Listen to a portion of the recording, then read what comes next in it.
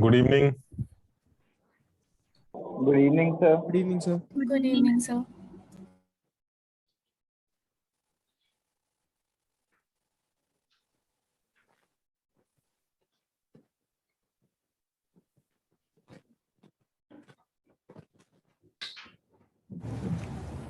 हाँ भाई। हैं आदित्य, आदित्य कहाँ है भाई? यार नाम भूल गया यार मैं तो।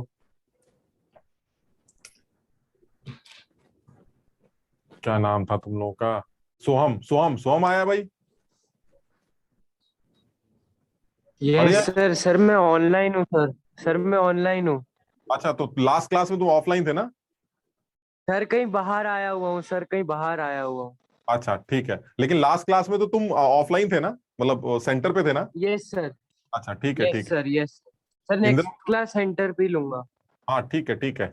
इंदिरापुरम में आज एक ही बच्चा बैठा है। बेटा तुम्हारा नाम क्या है? मैं भूल गया। सर जतिन सोलंकी। जतिन, जतिन तुम आज फर्स्ट क्लास में आए हो? लास्ट क्लास में आए थे? Yes sir. अच्छा ठीक है। तो लास्ट क्लास में क्या किया था, कोई बताएगा हम लोगों को? मेरे ख्याल से हम लोगों ने बिना किसी फॉर्मूले को यूज किए ये निकालना सीखा था कि अगर आप मुझे कोई भी एटॉमिक सैंपल या कोई मॉलिक्यूलर सैंपल दे दें तो उस सैंपल में कितने एटम्स या मॉलिक्यूल्स हैं या फिर कितने न्यूक्लियॉन्स हैं, ये निकालना सीखा था, जहां तक मुझे याद आ रहा है। यही हुआ था हमारा बात। Yes sir. अभी किसी फॉर्मूले के चक्कर में बिल्कुल नहीं पड़ेंगे, कोई फॉर्मूला नहीं आता, कुछ नहीं आता। सिर्फ एक चीज सोच रहे हैं कि आप, हम हालांकि फॉर्मूले पे आएंगे तो ये चीज थोड़ी और आसान हो जाएगी, लेकिन अगर बिना फॉर्मूले के भी अगर हम सोच पा रहे हैं, सिर्फ हिसाब किताब लगा के, वो सेब संतरों वाला हिसाब किताब लगा के, तो हमारे लिए बड़ा आसान। यानी मैं तुम्हें ये बताना चाह रहा हूं कि भाई मेरे पास एक सैंपल है, उस सैंपल का एक वेट दे रखा है, उस सैंपल में कुछ लोग पड़े हुए हैं। तो अगर आपसे ये पूछा जाए कितने लोग पड़े, तो आपको सिर्फ एक चीज पूछनी बतानी पड़ेगी, एक आदमी का वेट कितना है। तो अगर आपको एक आदमी का वेट पता चल जाए और टोटल सैंपल का वेट पता चल जाए, तो डिवाइड करके आप नंबर ऑफ पार्टिकल्स कैलकुलेट कर सकते हैं। और जब पार्टिकल पता चल जाएंगे तो उस पार्टिकल में कितने न्यूक्लियॉन्स होते हैं ये हमें पहले से पता है, तो फिर टोटल नंबर ऑफ न्यूक्लियॉन्स भी कैलकुलेट किए जा सकते हैं। क्लियर है? यहां तक सबको समझ में? I have a doubt. हाँ बोलो बोलो बोलो बोलो बोलो बेटा।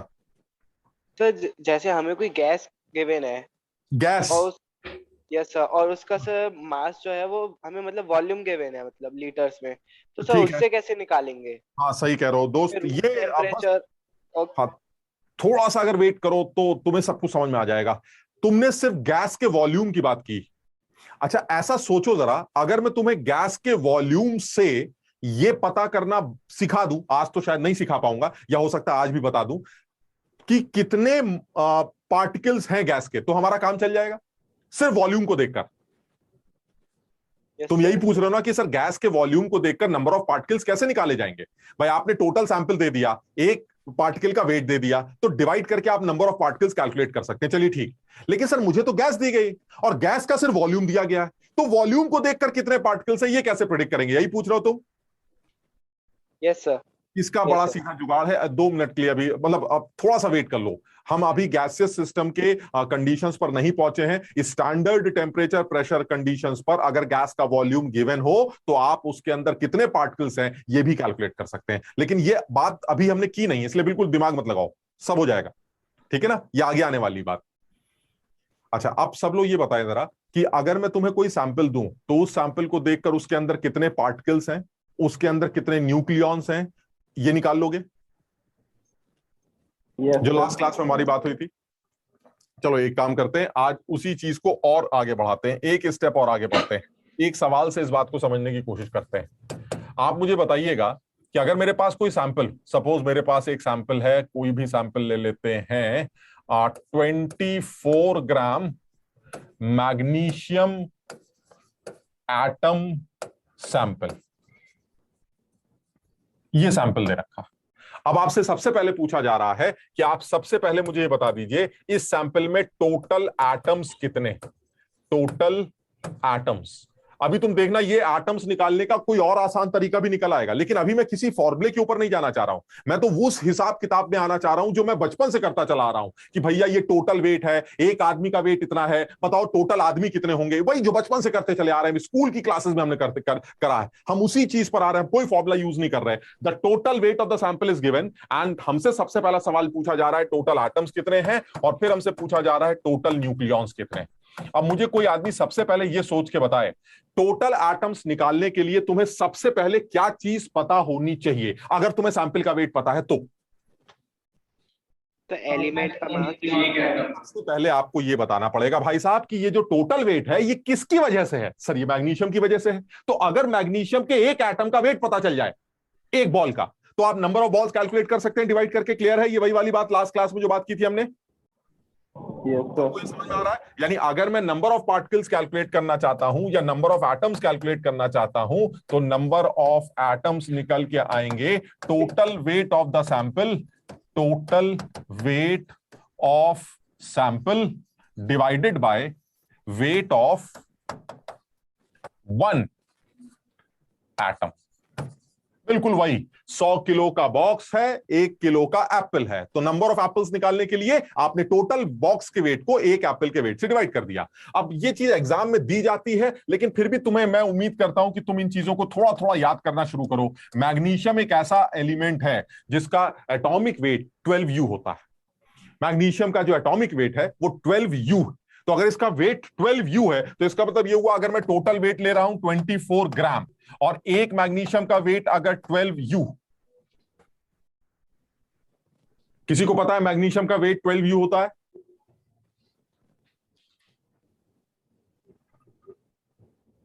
किसी को नहीं पता है। मैग्नीशियम का वेट 12U, मैग्नीशियम के प्रोटॉन्स होते हैं, मैग्नीशियम का वेट 24 होता है। तुम लोगों ने कुछ सीरीज के याद किए हैं, कुछ नाम, कुछ वेट्स वगैरह कभी छोटी क्लासेस में, 9th में, 10th में ये तो कराया जाता है यार। पीरियोडिक टेबल तुमने 10th में करी होगी, उसके अंदर एटम्स के वेट्स वगैरह किसी एक लेवल तक याद किए हैं? किसी का भी याद नहीं किया यार? ये तो इसको थोड़ा सा याद करना भाई। मैग्नीशियम एक ऐसा एलिमेंट है जिसका जो वेट है वो 24U होगा। ये याद तो करने पड़ेंगे बेटा, मैं तो ऐसे ही लिख रहा हूं, मैं तो ये उम्मीद कर रहा हूं तुम मुझे करेक्ट करो, लेकिन तुम लोग तो बिल्कुल नोट करते रहते हो, बस इसको करेक्ट कर दिया करो। कुछ ऐसी चीजें अगर आती हैं तो दिस इज 24U, और अगर ये 24U है तो बताओ टोटल नंबर ऑफ एटम्स कितने आएंगे? 1Na। ग्राम में कन्वर्ट करेंगे तो क्या बन जाएगा? Na, यानी कि ये आ जाएगा आपका Na, यानी टोटल नंबर ऑफ एटम्स आ गए Na, और Na का मतलब कितना होता था? 6.022 इंटू 10⁻23। क्लियर? यानी आपने सबसे पहले टोटल वेट ले लिया, टोटल वेट लेने के बाद सैंपल का उसको एक एटम के वेट से डिवाइड कर दिया, दैट इज 24U। वो आपके क्वेश्चन पेपर में ऑलरेडी गिवन होगा कि मैग्नीशियम का एटॉमिक वेट 24U होता है। आप बढ़िया से डिवाइड करके नंबर ऑफ एटम्स कैलकुलेट कर लेंगे। जैसी नंबर ऑफ एटम्स निकल के आएंगे, अब आपसे पूछा जा रहा है, चलो पहला पार्ट खत्म हो गया, अब आपसे पूछा जा रहा है टोटल नंबर ऑफ न्यूक्लियॉन्स कितने। अब बताओ क्या केमिस्ट्री है इसके अंदर, बताइए। अगर आपको टोटल नंबर ऑफ न्यूक्लियॉन्स निकालने पूरे सैंपल में तो आप क्या करेंगे? आपको पार्टिकल्स पता चल गए कितने, एक पार्टिकल में जितने भी न्यूक्लियॉन्स होंगे उसको इससे मल्टीप्लाई कर दीजिएगा, यही तो तरीका होना चाहिए। समझ रहे हो? यानी आपको नंबर ऑफ पार्टिकल्स पता चल गए Na, और एक मैग्नीशियम के एटम में टोटल कितने न्यूक्लियॉन्स होंगे? 24, तभी तो उसका वेट 24U है। इसका मतलब यह हुआ एक मैग्नीशियम में टोटल न्यूक्लियॉन्स 24 हैं, टोटल मैग्नीशियम एटम्स Na हैं, तो फिर टोटल मिला के न्यूक्लियॉन्स कितने होंगे? यानी अगर हम सेकंड पार्ट करते हैं, टोटल न्यूक्लियॉन्स कैसे निकल के आएंगे? Total nucleons is equal to number of magnesium atoms multiplied by nucleons present in one magnesium atom. सबके समझ में आ गया? अब बताइए total number of magnesium atoms कितने हैं मेरे पास? Na। और एक मैग्नीशियम में कितने न्यूक्लियॉन्स हैं? 24, यानी टोटल मिला के 24 Na न्यूक्लियॉन्स होंगे। और तुम्हें तो ये बात याद भी है, ग्राम हटाओ Na लगाओ, न्यूक्लियॉन्स ले जाओ। यानी if your sample is 24 gram magnesium, then the total number of nucleons present will be 24 Na irrespective of the name of the sample. हमारे का जब वेट दिया जाए तो उस वेट में ग्राम हटाकर Na लगाने से आपको टोटल नंबर ऑफ न्यूक्लियॉन्स मिल जाते हैं। यहां तक समझ में आ गया सबके? क्लियर है? यानी अब ये एक जनरल होता जा रहा है। हम अभी और इसके ऊपर एक दो सवाल और भी करेंगे ताकि ये चीज तुम्हें समझ में आ जाए कि यार इसमें केमिस्ट्री नहीं है। आपको सैंपल का वेट दिया जाता है। अगर आपको पूरे सैंपल का वेट पता हो और उसके अंदर नंबर ऑफ एटम्स या पार्टिकल्स कैलकुलेट करने हो, तो जो भी पार्टिकल है उसका वेट डिवाइड कर दो, आपको नंबर ऑफ पार्टिकल्स मिल जाएंगे। और जैसे ही पार्टिकल्स मिलेंगे तो एक पार्टिकल में जितने भी न्यूक्लियॉन्स होते हैं उससे मल्टीप्लाई कर दिया जाए तो आपको टोटल नंबर ऑफ न्यूक्लियॉन्स मिल जाएंगे। और वो तो डायरेक्ट भी निकाला जा सकता है, ग्राम हटाओ Na लगाओ, वो तो आप डायरेक्ट भी निकाल सकते हैं। अब मैं इसके अंदर थोड़ा और अंदर जा रहा हूं और अब मैं उस कैटेगरी पे आ रहा हूं जिस कैटेगरी में जेई में सबसे ज्यादा फर्स्ट कैटेगरी जो है जिसपे जेई सवाल पूछता है। अब मैं उस कैटेगरी पे जा रहा हूं। यही सवाल है जो जेई हमसे पूछता है। अब इसमें और अंदर चलते हैं जिसमें जेई में अच्छे लेवल के सवाल बन चुके हैं। वो आती है मेरी ये वाली कैटेगरी। मैं आपको एक सैंपल दे देता हूं। मान लीजिए कोई भी सैंपल ले लिया जाए, अच्छा सवाल ले लेते हैं। 200 ग्राम कैल्शियम कार्बोनेट सैंपल। चलिए ये सैंपल, अब मुझे इस सैंपल की एनालिसिस करनी। मैं उम्मीद करता हूं जो में से समझदार लोग हैं वो समझ जाएंगे कि सवाल क्या है। जरा समझना। पहला सवाल मैं तुमसे पूछूंगा, नंबर ऑफ CaCO3 मॉलिक्यूल्स, क्योंकि इस बार जो पार्टिकल है वो हमारा CaCO3 है। चलिए ठीक है, CaCO3 क्योंकि मॉलिक्यूल है इसलिए मैं आपसे यह भी पूछ सकता हूं कि नंबर ऑफ टोटल एटम्स कितने होंगे। ये भी एक अच्छा सवाल बन गया। तीसरा सवाल पूछूंगा, न्यूक्लियॉन्स कितने होंगे। ये भी हम कर चुके हैं सारे सवाल तीनों। अब मैं आता हूं नए सवाल में। इस सैंपल में प्रोटॉन्स टोटल कितने, इस सैंपल में न्यूट्रॉन्स टोटल कितने, और इस सैंपल में इलेक्ट्रॉन्स टोटल कितने। अब मैं आ गया नए सवाल पर जिसपे जेई में सवाल कई बार पूछे जा चुके हैं। इससे ज्यादा एनालिसिस आपको अब इस लेवल पर या इस कैटेगरी के सवाल में इससे ज्यादा एनालिसिस करने को कभी नहीं मिलेगी। This is total full analysis जो आप किसी एक सैंपल की कर सकते हैं। Now you have a sample 200 gram calcium carbonate sample. आप अपने आप समझ लीजिएगा कि टोटल वेट आपको किसका दिया गया है और आपको सबसे पहले नंबर ऑफ एप्पल्स निकालने हैं। उन एप्पल्स में टोटल एटम्स कितने हैं वो निकालने हैं। उनमें टोटल मिला के न्यूक्लियॉन्स कितने हैं वो निकालने हैं। और मुझे लगता है इसमें एक सवाल एक आंसर बिल्कुल ऑब्वियस है। बताओ कौन सा? बिल्कुल ऑब्वियस, कुछ नहीं करना है। ग्राम हटाओ, Na लगाओ, न्यूक्लियॉन्स ले जाओ। यानी एक आंसर तो एकदम सही है। लेकिन फिर भी हम अब डायरेक्ट कुछ नहीं लिखेंगे, हम पूरी एनालिसिस करते हैं। सैंपल दे रखा है। इस बार सैंपल को किसने बनाया है, जरा नाम बताओ सैंपल का। किसने बनाया ये सैंपल? Calcium carbonate. यानी जो पार्टिकल है, इस पार्टिकल का नाम क्या है? Calcium carbonate. अगर आपको नंबर ऑफ पार्टिकल्स निकालने हैं तो टोटल वेट को कैल्शियम कार्बोनेट के एक पार्टिकल के वेट से डिवाइड करना पड़ेगा। भाई जैसे अब तक करते थे, नंबर ऑफ एप्पल्स निकालने के लिए total weight divided by weight of one Apple. इससे आपको क्या मिल जाएंगे? Number of calcium carbonate molecules. जब एटम्स निकालने होते थे किसी मॉलिक्यूलर सैंपल के अंदर, जब एटम्स निकालने होते थे तो याद है एटॉमिसिटी से मल्टीप्लाई करते थे। यानी मॉलिक्यूल्स के बाद अगर आप एटम्स निकालना चाहते हैं तो आपको कैल्शियम कार्बोनेट की एटॉमिसिटी से मल्टीप्लाई करना पड़ेगा। चलिए वो भी कर लेंगे, एटम्स निकालेंगे। उसके बाद न्यूक्लियॉन्स, प्रोटॉन्स, न्यूट्रॉन्स, इलेक्ट्रॉन्स की एनालिसिस कर रहे हैं। बिल्कुल कोई केमिस्ट्री नहीं है यार, बिल्कुल कोई केमिस्ट्री नहीं है। अगर जरा सी भी अकल लगाओगे तो इस तरह का हिसाब किताब तुम 100 बार कर चुके हो। अब मैं तुम्हें बताऊं, अगर तुम्हें सवाल करते वक्त इन कैलकुलेशन में जरा सी भी तुम्हें दिक्कत लगती है, प्रोटॉन न्यूट्रॉन, तो मैं तुम्हें एक सवाल ऐसे ही पूछता हूं, तुम सारे लोग एक सुर में आंसर दोगे। सेम सवाल लेकिन मैं अपनी लैंग्वेज में पूछूंगा जो तुम्हें समझ में आती। 100 किलो का बॉक्स, 1 किलो के एप्पल। क्लियर? पहला सवाल, कितने एप्पल? क्लियर? क्या किया? डिवाइड कर दिया। ठीक है, ठीक। अब दूसरा सवाल, हर एप्पल में 2 काले, 2 पीले और 2 नीले सीड्स हैं। हर एप्पल में 2 काले, 2 पीले, 2 नीले सीड्स हैं। क्लियर? क्या आप बता सकते हैं पूरे बक्से में काले वाले सीड कितने हैं? 200। क्या किया? 200। क्या किया? इसको जैसे किससे सीट मल्टीप्लाई पूछे किया? तो अरे दो तभी इंटू तो कर दिया। नंबर ऑफ एप्पल्स को 2 से मल्टीप्लाई किया, क्योंकि हर एप्पल में कितने ब्लैक सीड्स हैं? 2। क्लियर? अच्छा, अब ये बताइए टोटल बॉक्स में पीले वाले कितने हैं? क्योंकि आपने नंबर ऑफ एप्पल्स में पीले, एक एप्पल में जितने पीले वाले एग्जिस्ट करते हैं उससे मल्टीप्लाई किया।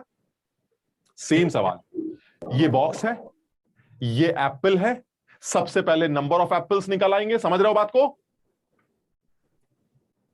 और एक एप्पल में कितने प्रोटॉन्स? पीले वाले, कितने न्यूट्रॉन्स? नीले वाले, और कितने इलेक्ट्रॉन्स? काले वाले। सीड्स हैं, ये पता कर सकते हो कि नहीं? कैल्शियम कार्बोनेट में कितने प्रोटॉन्स होते हैं, कितने न्यूट्रॉन्स होते हैं, और कितने इलेक्ट्रॉन्स होते हैं, ये हम पता कर लेंगे। इसका मतलब ये हुआ, आपको पता चल गया एक एप्पल में कितना पीला, कितना काला, कितना नीला, और आपको नंबर ऑफ एप्पल्स पहले ही पता चल चुके हैं, डिवाइड करके मल्टीप्लाई करते रहिए, आंसर आते रहेंगे। यही तो कर रहे थे, 100 इंटू 2, 100 इंटू 2, 100 इंटू 2, यही कर रहा है। कोई केमिस्ट्री नहीं, समझो बात को। यानी सबसे पहले आप एप्पल्स कैलकुलेट कर लीजिए, और फिर एक एप्पल से जाके पूछ लीजिए तेरे अंदर पीले वाले कितने हैं, तेरे अंदर नीले वाले कितने हैं, और तेरे अंदर काले वाले कितने हैं, वो बता देगा। मल्टीप्लाई करते रहना, आंसर निकालते रहना। क्लियर है ये वाली बात? सबसे पहला स्टेप क्या होना चाहिए सर? सबसे पहले तो आप एप्पल तो निकालिए, तब तो उस आदमी से पूछेंगे। नंबर ऑफ एप्पल्स कैलकुलेट करते हैं। पहला पार्ट हो गया नंबर ऑफ CaCO3 मॉलिक्यूल्स। कितना आना चाहिए भाई साहब? 200 ग्राम को 100U से डिवाइड करेंगे। क्लियर है? कैल्शियम कार्बोनेट के एक मॉलिक्यूल का वेट 100U होता है। क्यों होता है 100U? क्योंकि कैल्शियम कार्बोनेट एक ऐसा आदमी है जिसको आप CaCO3 कहते हैं। कैल्शियम एक ऐसा आदमी है जिसमें 20 प्रोटॉन्स होते हैं, 20 ही न्यूट्रॉन्स होते हैं, और 20 ही इलेक्ट्रॉन्स होते हैं। ये हमारा कैल्शियम होता है। इसको मैं और साफ सुथरा लिखता हूं, क्योंकि ये सारी चीजें धीरे धीरे करके सब लोगों को याद भी करनी पड़ेंगी, धीरे धीरे करके, और अपने आप भी याद हो जाएंगी। ये कैल्शियम एक ऐसा आदमी है जिसमें 20 प्रोटॉन्स, 20 न्यूट्रॉन्स और 20 इलेक्ट्रॉन्स होते हैं। कार्बन एक ऐसा आदमी, ये तो सबको पता है, 6 प्रोटॉन्स, 6 न्यूट्रॉन्स और 6 इलेक्ट्रॉन्स होते हैं। और ऑक्सीजन एक ऐसा आदमी है जिसमें 8 प्रोटॉन्स, 8 न्यूट्रॉन्स और 8 इलेक्ट्रॉन्स होते हैं। क्लियर? Yes sir. तो अगर मैं आपसे पूछूं कि CaCO3 में टोटल कितने न्यूक्लियॉन्स है, तो बताइए क्या जवाब देंगे? न्यूट्रॉन्स, न्यूक्लियॉन्स कितने होंगे? 20 20 40। इलेक्ट्रॉन से तो कोई मतलब नहीं है। 20 और 20 40, 40 और 12 52, और ऑक्सीजन 3 टाइम्स CO3, यानी कि 8 8 16 इंटू 3 48। यानी टोटल न्यूक्लियॉन्स कितने हुए सर? 20 यहां से मिल जाएंगे, 12 यहां से मिल जाएंगे, और 8 8 16 इंटू 3 यहां से मिल जाएंगे। यानी टोटल कितने हो जाएंगे? 40, 12 और 48। यानी टोटल मिला के 100 न्यूक्लियॉन्स मिल रहे हैं सर। टोटल 100 न्यूक्लियॉन्स है इन 1 CaCO3 मॉलिक्यूल। क्लियर? इसीलिए wait of 1 calcium carbonate molecule will be 100U। क्यों? क्योंकि एक न्यूक्लियॉन का वेट 1U होता है। सबको याद है ये वाली बात? एक न्यूक्लियॉन का वेट 1U होता है, तो 100 न्यूक्लियॉन्स का वेट 100U होगा। सो that means the wait of 1 molecule of calcium carbonate will be 100U। सब लोग मॉलिक्यूल का वेट निकालना समझ गए? एटम्स का वेट जोड़ दिया तो मॉलिक्यूल्स का वेट आ गया, तो मॉलिक्यूल का वेट आ गया। और ये सब जानते होगे, जब U को ग्राम में कन्वर्ट करते हैं तो 1.66 इंटू 10⁻⁻24 से मल्टीप्लाई करते हैं, और वो अवागाड्रो नंबर में कन्वर्ट हो जाता है रेसिप्रोकल होके। क्लियर है ये वाली बात? Na कैसे आया? इसका मतलब ये हुआ मेरे पास 2Na आ गया। ये क्या है मेरे सर? ये तो आपके एप्पल्स हैं, ये टोटल एप्पल आ गए। अब ये बताइए एटम्स कितने होंगे एक एप्पल में? कितने एटम्स है जरा देख के बताइए। What is the atomicity of calcium carbonate? 5. Atomicity of calcium carbonate is 5, and you have total particles 2Na. Since the atomicity is 5, that means one ball consists of 5 atoms. So 2Na balls will be having 10Na atoms. यानी number of atoms निकालने हो, second part की बात करें तो number of atoms निकालने हो तो एटम्स हो जाएंगे 2Na इंटू एटॉमिसिटी, और एटॉमिसिटी हम सब जानते हैं कितने एटम्स एग्जिस्ट कर रहे हैं? 5. So this is 2Na into 5, and that is 10. So total number of atoms present in this calcium carbonate sample will be 10Na. किसी को अगर इतने कैलकुलेशंस में कोई डाउट हो तो वो डिस्कस कर सकता है।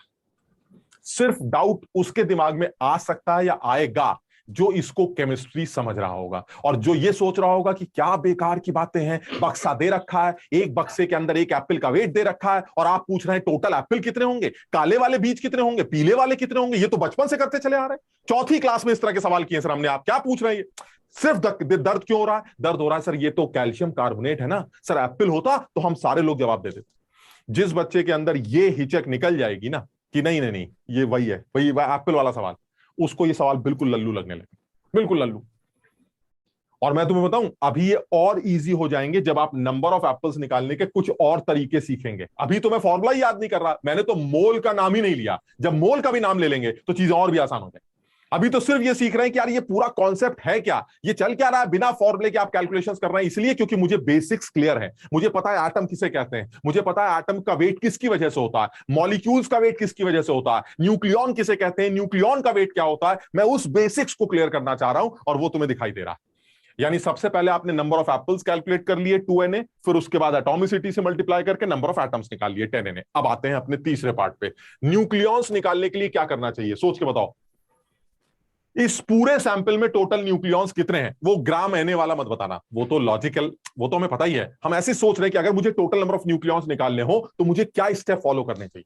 Number of molecules into nucleons and non-molecules. बिल्कुल शाबाश। अगर मुझे न्यूक्लियॉन्स कैलकुलेट करने हो तो जितने भी पार्टिकल्स हैं आपके पास 2Na, उसको मल्टीप्लाई कर दीजिए एक कैल्शियम कार्बोनेट में जितने न्यूक्लियॉन्स होते हैं। कुछ समझ में आई बात? यानी अगर एक एप्पल में 10 सीड्स हैं और एप्पल्स आपको ऑलरेडी पता है, तो टोटल सीड्स निकालने के लिए आप नंबर ऑफ एप्पल्स को एक एप्पल में जितने भी सीड्स हैं उससे मल्टीप्लाई करेंगे। वही करना है। अब आप बता दीजिए जरा, एक एप्पल में कितने सीड्स हैं? 1 कैल्शियम कार्बोनेट के अंदर कितने न्यूक्लियॉन्स होते हैं? 100। और आपके पास पूरे कैल्शियम कार्बोनेट कितने हैं? 2Na। आप 2Na को 100 से मल्टीप्लाई करके टोटल न्यूक्लियॉन्स, टोटल सीड्स निकाल सकते हैं। उनमें काले कितने पीले कितने वो बात की बात, but total seeds will be total apples multiplied by seeds present in 1 Apple. Clear? तो आप नंबर ऑफ न्यूक्लियॉन्स, चलिए सी पार्ट भी कर लेते हैं, नंबर ऑफ न्यूक्लियॉन्स निकाल लेते हैं। नंबर ऑफ न्यूक्लियॉन्स आ जाएंगे apples, that is 2Na, multiplied by seeds in 1 apple, that is 100, and it is 200Na। और ये तो सारी दुनिया जानती है सर, ये तो हमें पहले से पता था, क्योंकि ग्राम हटाकर Na लगाने से न्यूक्लियॉन्स मिल जाते हैं, ये हमें पहले से पता है। चलिए ठीक है, इसको छोड़ देते हैं। अब और अंदर चलते हैं जरा। अब मुझे निकालने हैं प्रोटॉन्स कितने हैं, न्यूट्रॉन्स कितने हैं, इलेक्ट्रॉन्स कितने हैं। कोई बच्चा सोच के जवाब दे सकता है क्या स्टेप फॉलो करना चाहिए? काले वाले कितने, पीले वाले कितने, नीले? हाँ पीछे से बताओ दोस्त। Yes sir. सर सबसे पहले क्या नाम है बेटा तुम्हारा? वैभव। हाँ तो CaCO3 मॉलिक्यूल में अगर हम देखें तो 20 प्रोटॉन है, 6 उसमें C में 20 प्रोटॉन, इसमें 6 प्रोटॉन, इसमें 8 प्रोटॉन। इसमें कितने? सर इसमें टोटल 24 हो जाएंगे, O3 है। तो सर ये टोटल 50 प्रोटॉन होंगे, 50 न्यूट्रॉन और 50 इलेक्ट्रॉन। बिल्कुल सही, शाबाश। ये तुमने एक एप्पल की कहानी सुनाई है, और एक एप्पल की जगह टोटल एप्पल हैं कितने तुम्हारे पास? 2 मल्टीप्लाई करते रहिए, आंसर निकालते रहिए, बात खत्म। क्लियर है सबको? यानी अब मैं एक एप्पल के पैरों पे जाके गिर जाता हूं। मैं इसको हटा दूं भाई, इस स्लाइड को हटा दूं, सबने नोट कर लिया? Yes sir. Yes sir. ठीक, अब मैं एक एप्पल के पास चलता हूं और उस एक एप्पल से पूछता हूं, भैया ये बताइए कि आपके पास जो है वो एक एप्पल में कितने न्यूक्लियॉन्स हैं। चलिए एक एप्पल से पूछते हैं, उसके पास कितने प्रोटॉन्स हैं, कितने न्यूट्रॉन्स हैं, कितने इलेक्ट्रॉन्स हैं। ये एक एप्पल है, CaCO3 क्या बोलेगा? ये बोलेगा 20 तो कार्बन कैल्शियम के हैं, 6 कार्बन के हैं, और 8 इंटू 3 24, दैट इज 50 प्रोटॉन्स है मेरे पास। सब लोग अपने आप कर पाएंगे ये कैलकुलेशन? Yes sir. कैल्शियम के पास 20 प्रोटॉन्स, कार्बन के पास 6 प्रोटॉन्स, ऑक्सीजन के पास 8 into 3 24 protons. So that means in in 1 Apple you have 50 protons. चलिए न्यूट्रॉन्स की बात करते हैं। 20 न्यूट्रॉन्स कैल्शियम के, 6 कार्बन के और 24 ऑक्सीजन के, 50 न्यूट्रॉन्स। चलिए नीले वाले बीज भी आ गए। अब काले वालों की बात करते हैं। 20, 6, 24 and that is again 50 electrons. So in a sample, in 1 apple, you have 50 पीले वाले बीज, 50 नीले वाले बीज and 50 काले वाले बीज। क्लियर? एक एप्पल कह रहा है ये, एक एप्पल। एप्पल है कितने तुम्हारे पास? Sir 2Na। 2Na, यानी एप्पल्स 2Na है, और एक एप्पल कहता है मेरे पास 50 प्रोटॉन्स हैं, तो क्या टोटल नंबर ऑफ प्रोटॉन्स नहीं निकल आएंगे अब पूरे सैंपल में? मल्टीप्लाई कर दीजिए, कितने आएंगे भाई? 100 proton 2Na into 50, 100Na, clear? Yes sir. फिर आए neutrons, 2Na into 50, 100Na neutrons, और फिर आए electrons, 2Na into 50 is equal to 100Na electrons. They are protons, neutrons and electrons. Clear? अब ये बिल्कुल Excuse me, जनरल। sir. हाँ बेटा। सर आपसे क्वेश्चन था। हाँ सर जैसे हमें पता है कि जैसे CO3 में अगर हम देखें, उसके जितने भी एलिमेंट हैं उस मॉलिक्यूल के एटम हाँ। जो है, उन सभी एटम में इलेक्ट्रॉन्स, न्यूट्रॉन्स और प्रोटॉन का नंबर बराबर। सेम है। तो सर हम जल्दी में सीधा, अगर हमें न्यूट्रॉन्स न्यूक्लियॉन्स पता है, तो उसका हाफ करके न्यूट्रॉन हाफ करके निकाल सकते हैं। बिल्कुल निकाल सकते हो, मैं इस बारे में बोलने ही जा रहा था, लेकिन एक चीज तुमसे पूछ के बोलता। मैं तुम्हें अभी दिखाता ये बात कि ये बताइए, अगर 200 ग्राम, पहले ये बताओ, ये वाली बात सबके समझ में आ गई कि नहीं? Yes sir. ठीक। सर ये तो डायरेक्ट है ना? हाँ बिल्कुल। अब जरा सोच के बताओ, क्या मैं सैंपल के वेट को देखकर न्यूक्लियॉन्स डायरेक्ट निकाल पा रहा था? Yes sir. ग्राम हटाओ, Na लगाओ, direct. Yes sir. Yes sir. Yes sir. सोचो कितना मजा आ जाए कि ग्राम हटा के Na तो ऐसे लग गया, और फिर उसको आधा काट दिया। तुम बताओ, ओरली आंसर नहीं आ गया 100 Na 100 Na? मेरी बात समझने की कोशिश करो। और सर ये क्या बात होती है, ऐसा कैसे कर दिया आपने? ऐसा इसलिए कर दिया बेटा, क्योंकि कैल्शियम एक ऐसा एटम है जिसके प्रोटॉन्स और न्यूट्रॉन सेम होते हैं, 20-20। क्लियर? कार्बन एक ऐसा एटम है जिसके प्रोटॉन्स और न्यूट्रॉन सेम होते हैं, 6-6। और ऑक्सीजन भी एक ऐसा एटम है जिसमें प्रोटॉन्स और न्यूट्रॉन सेम होते हैं, 8-8। क्लियर? यानी कैल्शियम कार्बोनेट एक ऐसा मॉलिक्यूल है जिसके अंदर टोटल प्रोटॉन्स और न्यूट्रॉन सेम होंगे। तो अगर टोटल न्यूक्लियॉन्स 200 Na है, तो उसमें आधे प्रोटॉन होंगे, आधे न्यूट्रॉन होंगे। बताओ समझे कि नहीं? तो ये सवाल तो ओरल ही था। इतना क्या ड्रामा किया कि सबसे पहले आपने एप्पल निकाले, एप्पल के बाद एक आदमी के पास गए, उससे पूछा तेरे एक आदमी में कितने प्रोटॉन, पीले, नीले, काले। अरे बड़ा आसान सवाल है, ग्राम हटाओ, Na लगाओ, आधा बांटो, प्रोटॉन न्यूट्रॉन तैयार। क्लियर? लेकिन ये बात मैं इसलिए नहीं कह रहा हूं क्योंकि तुम इस बात को याद नहीं कर सकते। क्यों? Because this is general method. ऐसे भी तो मॉलिक्यूल्स हो सकते हैं जिनमें प्रोटॉन्स और न्यूट्रॉन्स के नंबर सेम ना हो, जैसे सोडियम। अब कोई आदमी लल्लू कहेगा अरे ग्राम हटा के Na लगा देंगे, आधा बांट देंगे, लो भैया गए काम से। क्यों? क्योंकि आधे आधे प्रोटॉन्स न्यूट्रॉन्स हो सकता है ना हो। कुछ मेरी बात समझ रहे हो? सीधा एग्जाम्पल ले लेते हैं यार, इतना क्या घुमा फिरा रहे हैं। सोडियम, वो कह रहा है ये बताइए, अगर सोडियम के 23 ग्राम सैंपल है, तो बताइए टोटल न्यूक्लियॉन्स कितने होंगे? बताओ कितने होंगे? 23 Na। ठीक। प्रोटॉन्स कितने होंगे और न्यूट्रॉन्स कितने होंगे? अरे सर आधा आधा बांट दीजिए। आधा आधा कैसे बांटते हैं? सोडियम के प्रोटॉन न्यूट्रॉन सेम नहीं होते। बताओ समझे मेरी बात? इसीलिए मेरा मानना यह है कि जब कभी भी आपको प्रोटॉन्स न्यूट्रॉन्स निकालने का सवाल आए और सैंपल का वेट गिवन, तो आपके लिए सबसे अच्छा क्या है कि आप सैंपल देख लीजिए।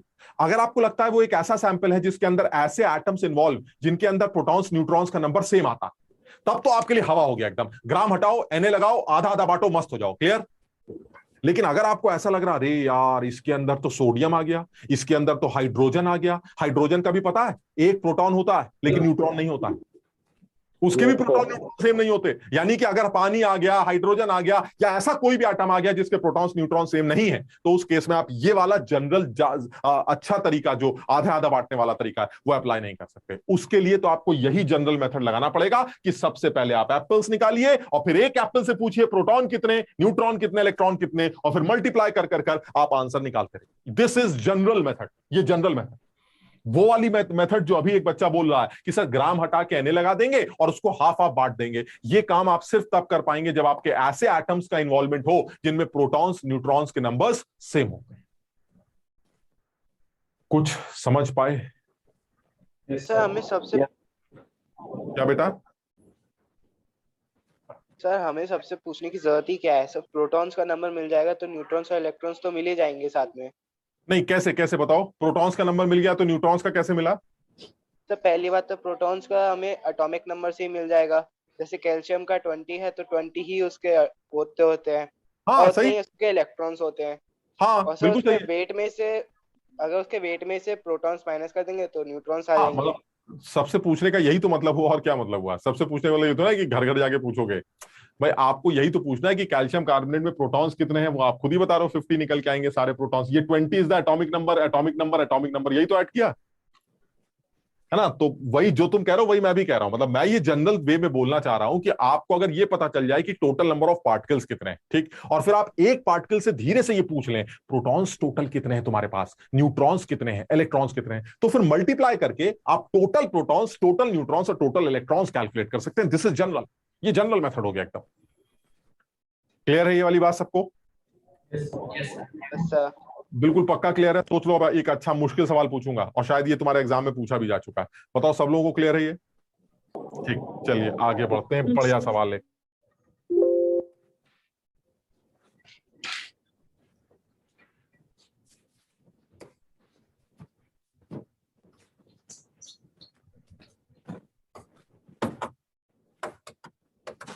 फाइंड आउट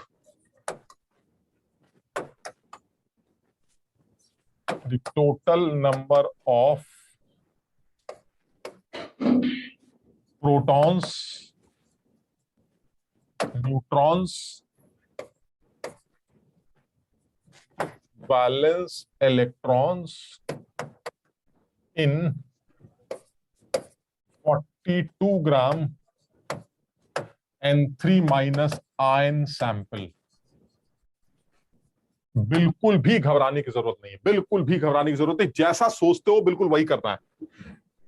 अब क्योंकि तुम सीख रहे हो इसलिए मेरा मानना यह है कि चीजें तुम्हारे लिए नई नई आएंगी तो तुम्हें याद भी रखना चाहिए। N3 ऊपर नेगेटिव चार्ज, ये एक एनायन है जिसको एजाइड आयन कहा जाता है। जिस तरह से कार्बोनेट होता है, क्लोराइड होता है, नाइट्रेट होता है, सल्फेट होता है, उसी तरह से एक एनायन ये भी है जिसको एजाइड आयन कहते हैं। तो आप ऑब्वियस है कि आप ये सोचो नहीं सर ये तो याद करने वाली बात है, तो तुम खुद सोचो ना यार, जब तक अपना डेटाबेस बड़ा नहीं करोगे तो आईआईटी के लिए तैयार भी तो नहीं होगे ना। ऐसा तो ना सर जितना हमें आता है उतना ही सीख के जाएंगे, तब तो बेकार हो जाएगा। तो आज तुम्हारे सामने एक नई बात आई है, इसको अपने डेटाबेस में यू ऐड कर लेते हैं कि azide ion is N3 minus, यानी ये एक मोनो एनायन है जिसके ऊपर नेट 1 निगेटिव चार्ज होता है और इसकी शक्ल N3 माइनस होती है, एजाइड। अब तुम्हें ये बताना है इस एजाइड आयन के 42 ग्राम सैंपल में प्रोटॉन्स, न्यूट्रॉन्स और वैलेंस इलेक्ट्रॉन्स कितने। तरीका बिल्कुल सीधा है, कोई रटने की कोशिश करे तो कर ले। मैं तुम्हारी जगह होता तो मैं सबसे पहले यही सोचता कितने एजाइड आयंस हैं पहले ये पता करूंगा, उसके बाद एक एजाइड से कान में जाके पूछूंगा कितने प्रोटॉन, कितने न्यूट्रॉन, कितने इलेक्ट्रॉन, और उसके बाद मल्टीप्लाई करके सारे आंसर दे दूंगा। अगर मैं तुम्हारी जगह होता तो मैं ये करता। बस ये मेरे लिए जनरल है क्योंकि मुझे ये समझ में आता है इसमें कोई केमिस्ट्री नहीं। तो सबसे पहला काम, सबसे पहले नंबर ऑफ एप्पल्स कैलकुलेट करते हैं और फिर एक एप्पल से पूछते हैं पीले कितने, नीले कितने, काले कितने, खत्म हो गया, मल्टीप्लाई करते रहिए आंसर। बताओ सबसे पहले नंबर ऑफ एप्पल्स निकालने के लिए क्या करना चाहिए? टोटल सैंपल के वेट को एक एप्पल के वेट से डिवाइड कर देना चाहिए। चलिए कर लेते हैं, बताइए, बताओ सबसे पहले। बिल्कुल जनरल मेथड कर रहा हूं, general. Number of azide ion, apple का नाम क्या है? Azide ion. Number of azide ion is equal to total wait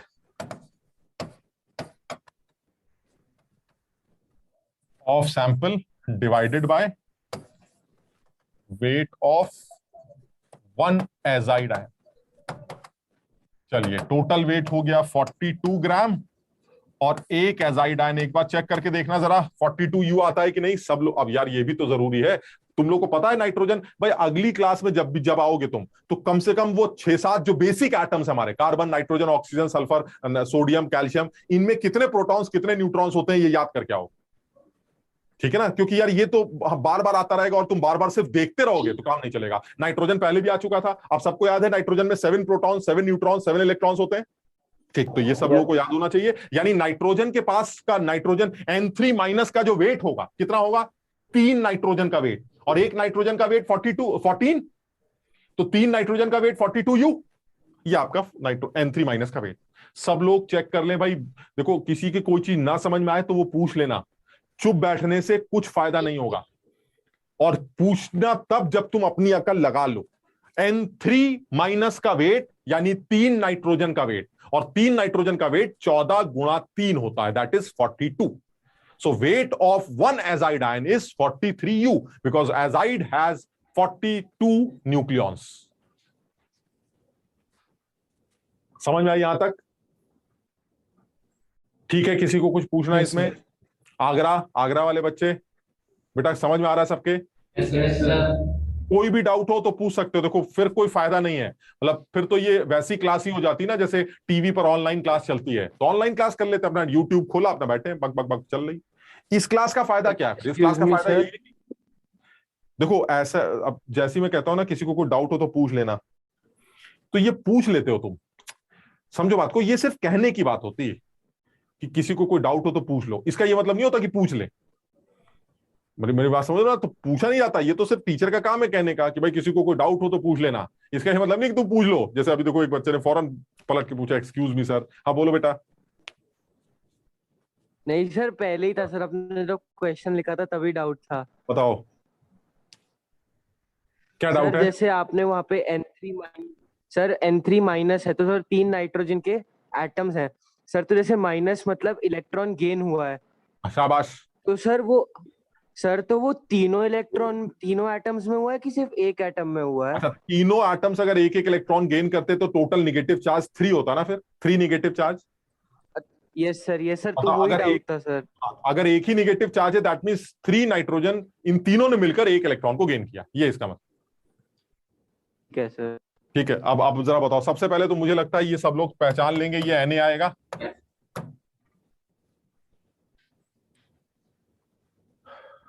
U को ग्राम में कन्वर्ट कर देंगे तो ये Na बन जाएगा। So you have total azide ions Na मतलब 6.022 इंटू 10⁻23 एजाइड आयंस आपके पास है, खूब सारे एजाइड आयंस। ठीक, अच्छा, लेकिन मुझे ये नहीं निकालना है, मुझे निकालना है प्रोटॉन कितने, न्यूट्रॉन। तो क्या करना चाहिए? एक एजाइड से पूछ लेते हैं, चुपचाप कोने में चलते हैं और एक एजाइड से पूछते हैं कि इसके पास प्रोटॉन कितने हैं, न्यूट्रॉन्स कितने हैं, इलेक्ट्रॉन्स कितने हैं। क्लियर? बताओ एजाइड के पास प्रोटॉन्स कितने होंगे? 3 नाइट्रोजन है तो 21 प्रोटॉन। 7 इंटू 3 और 7 इंटू 3 ही इलेक्ट्रॉन्स होंगे, लेकिन एक एक्स्ट्रा इलेक्ट्रॉन जो बाहर से आया दैट मींस 22 इलेक्ट्रॉन्स। क्लियर?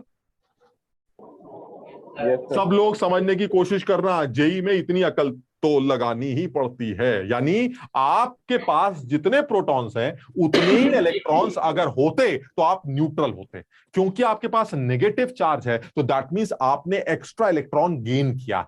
अब क्योंकि आपके पास सिर्फ एक ही नेगेटिव चार्ज है तो दैट मींस आपने एक एक्स्ट्रा इलेक्ट्रॉन गेन किया। यानी अगर 21 प्रोटॉन है तो 21 इलेक्ट्रॉन तो होंगे ही होंगे, साथ में एक और इलेक्ट्रॉन मेरे पास आ गया जिसकी वजह से मेरे पास टोटल इलेक्ट्रॉन्स कितने हो गए? 22। क्लियर? Yes sir. यानी इस एक एजाइड के बारे में क्लियर हो गई सारी बातें। चलिए आगे बढ़ते हैं। एजाइड है कितने? Na। तो इसका मतलब ये हुआ अगर मुझे टोटल प्रोटॉन्स निकालने हैं तो क्या करेंगे? टोटल प्रोटॉन्स, जल्दी से बताओ टोटल प्रोटॉन्स कैसे निकलेंगे? Na into proton.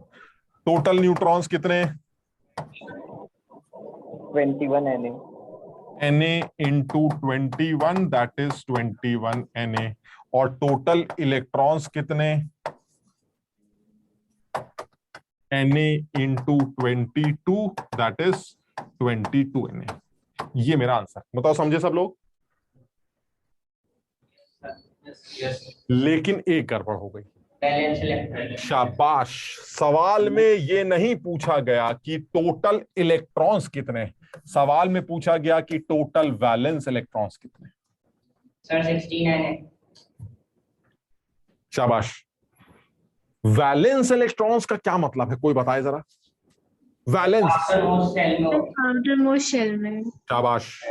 मुझे सर ये क्या आपने किया है? 22 ये तो टोटल इलेक्ट्रॉन्स है, टोटल। मुझे टोटल नहीं निकालने, मुझे टोटल वो इलेक्ट्रॉन्स निकालने हैं जो आउटर शेल में है। क्या तुम सब जानते हो कि नाइट्रोजन का जो कॉन्फ़िगरेशन होता है वो 2,5 होता है? Yes sir. नाइट्रोजन के पास 7 इलेक्ट्रॉन्स होंगे तो इसका मतलब उसका इलेक्ट्रॉनिक कॉन्फ़िगरेशन 2,5 होगा। Now the outer shell is ये वाली। क्लियर?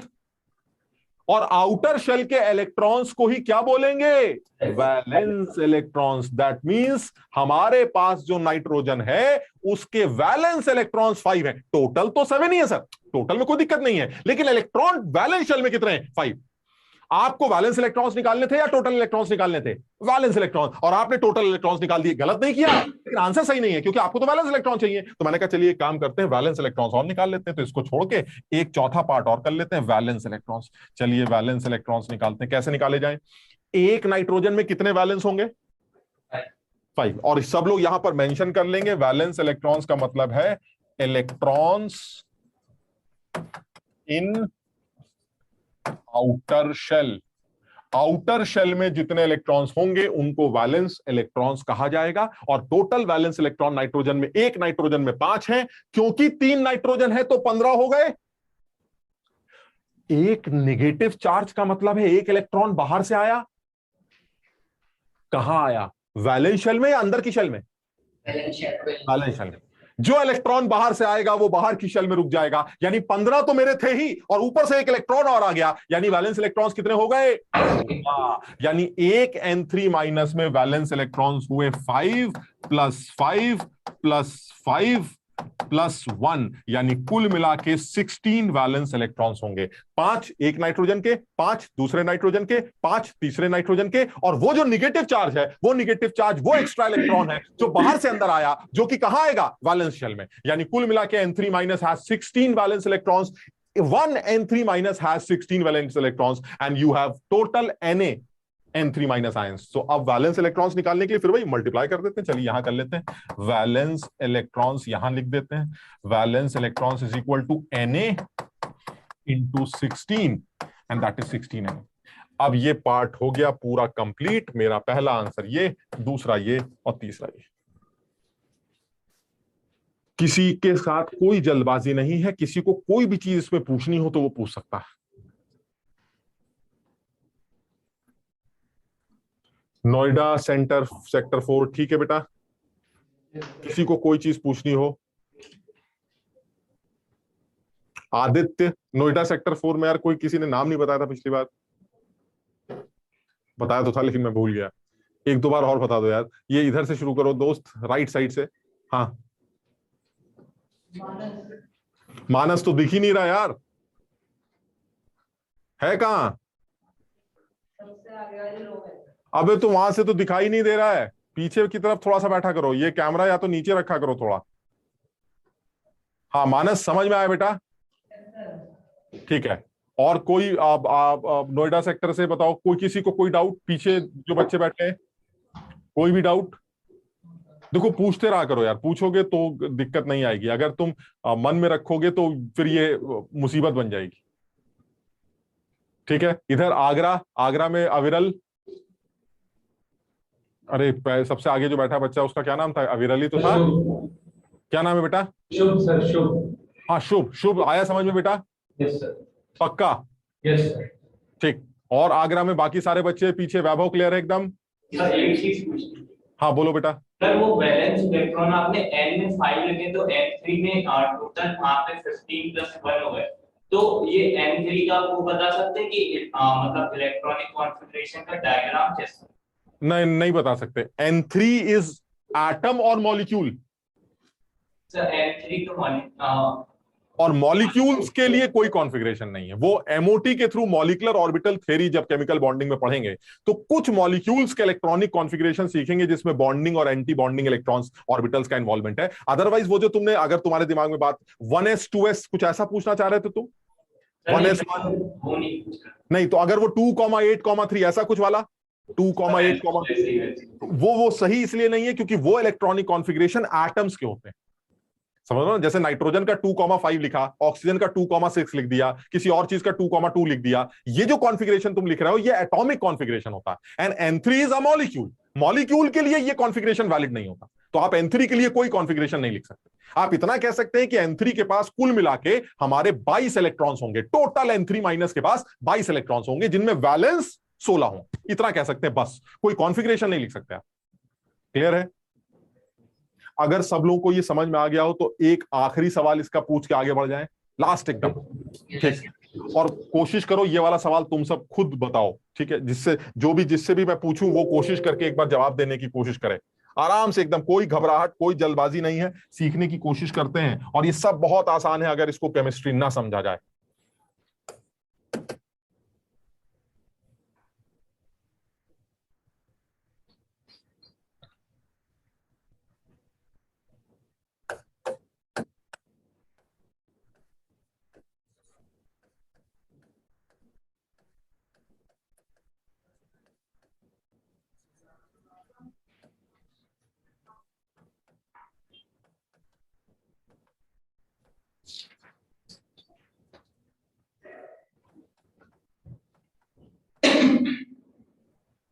बहुत आराम से एकदम। और क्यों मैंने इस बार एक नए आदमी का नाम लिखा है, क्योंकि मैं चाहता हूं तुम इसको भी याद करो, अपने डेटाबेस में इसको भी डालो।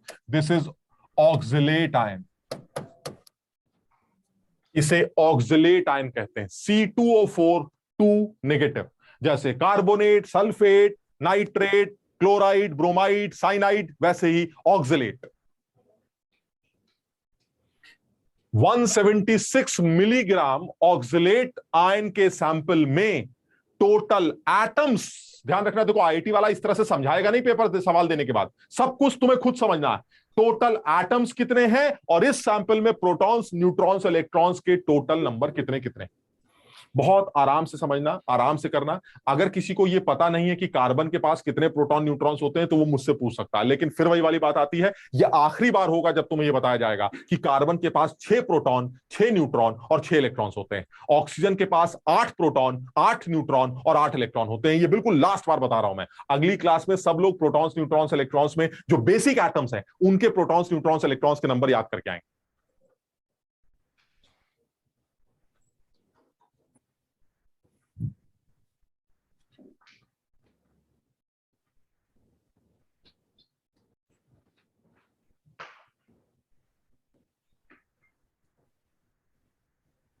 मैं 1 मिनट में जरा पानी लेके आता हूं, तुम करो इसको फटाफट।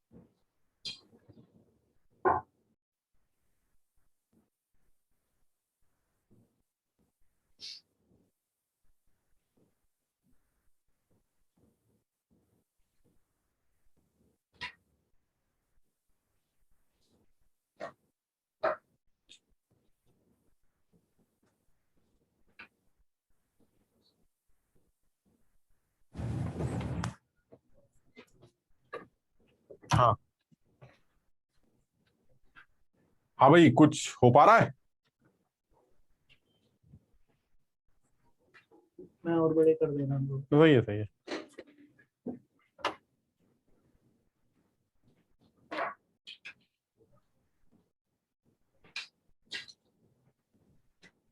अर्नव कह रहा है 92 electrons. Arnav 92 Na, 92 Na electrons, 92 Na। अरे अर्नव सीधे इलेक्ट्रॉन्स पे ही पहुंच गया। आप चेक करते हैं, अभी चेक करते हैं। और कोई नैतिक क्या कहता है? मुदित, लवली रावत, कोमल, अर्नव, अक्षरा, अश्विना।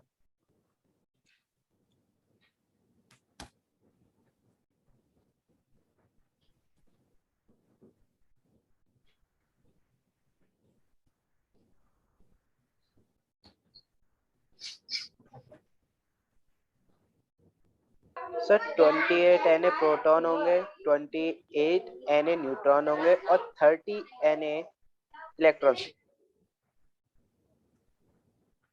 ये कौन बोल रहा है? सर आदित्य। आदित्य बोल रहा है। चेक करते हैं। और किसी ने निकाला कुछ? हाँ वैभव बोल। सर प्रोटॉन आ रहे हैं 88 into 6.022 into 10 raised to 20 और अच्छा, तुम न्यूट्रॉन एनए के टर्म्स में नहीं बता रहे हो? अच्छा, ठीक ठीक है, ठीक है। बस अभी अभी करते हैं। आप मतलब ठीक है, मतलब अगर आप एनए की वैल्यू डाल देते हैं तो ठीक है, ऐसे भी कर सकते हैं। भाई कोई बच्चा, मुझे लग रहा है कुछ लोग जल्दबाजी में ध्यान नहीं दे रहे हैं। Sample is in not in gram, it is in milligram. ये सब ध्यान देना भाई। हाँ, ये सब ध्यान रखना, मिलीग्राम में होगा। ये सैंपल मिलीग्राम में दे रखा है, तो सारी चीजों को ध्यान रखना पड़ेगा। ध्यान क्या रखना है यार, मिलीग्राम को ग्राम ही बना लो ना। ध्यान क्या रखना है, ज्यादा झंझटी मत करो, इसको ग्राम बना लो, खत्म करो। आपका सैंपल मिलीग्राम में नहीं है, आपका सैंपल ग्राम में। ये देखिए, ये मिलीग्राम है ही नहीं, आपका सैंपल 176 इंटू 10⁻³ ग्राम। मेरा सैंपल ग्राम में है भाई। आप क्लियर है? आप जैसे करते हो ऐसे करते रहो, जैसा करते हैं वैसे ही करते हैं। सबसे पहले क्या करना चाहिए? जनरल मेथड क्या है? जनरल मेथड ये है कि आप सर सबसे पहले ये निकालिए कि एप्पल कितने हैं। भाई ये सब तुम लोग पता नहीं कब सीखोगे। सबसे पहले ऑक्सिलेट आयंस कितने हैं ये निकालना चाहिए। उसके बाद एक ऑक्सिलेट से ये पूछना चाहिए कि उसके पास प्रोटॉन, न्यूट्रॉन, इलेक्ट्रॉन्स कितने हैं। यही तरीका होना चाहिए, फिर मल्टीप्लाई करते रहेंगे, आंसर आता रहेगा। तो सबसे पहले आप ऑक्सिलेट आयंस निकाल लेते हैं। Number of oxalate ions.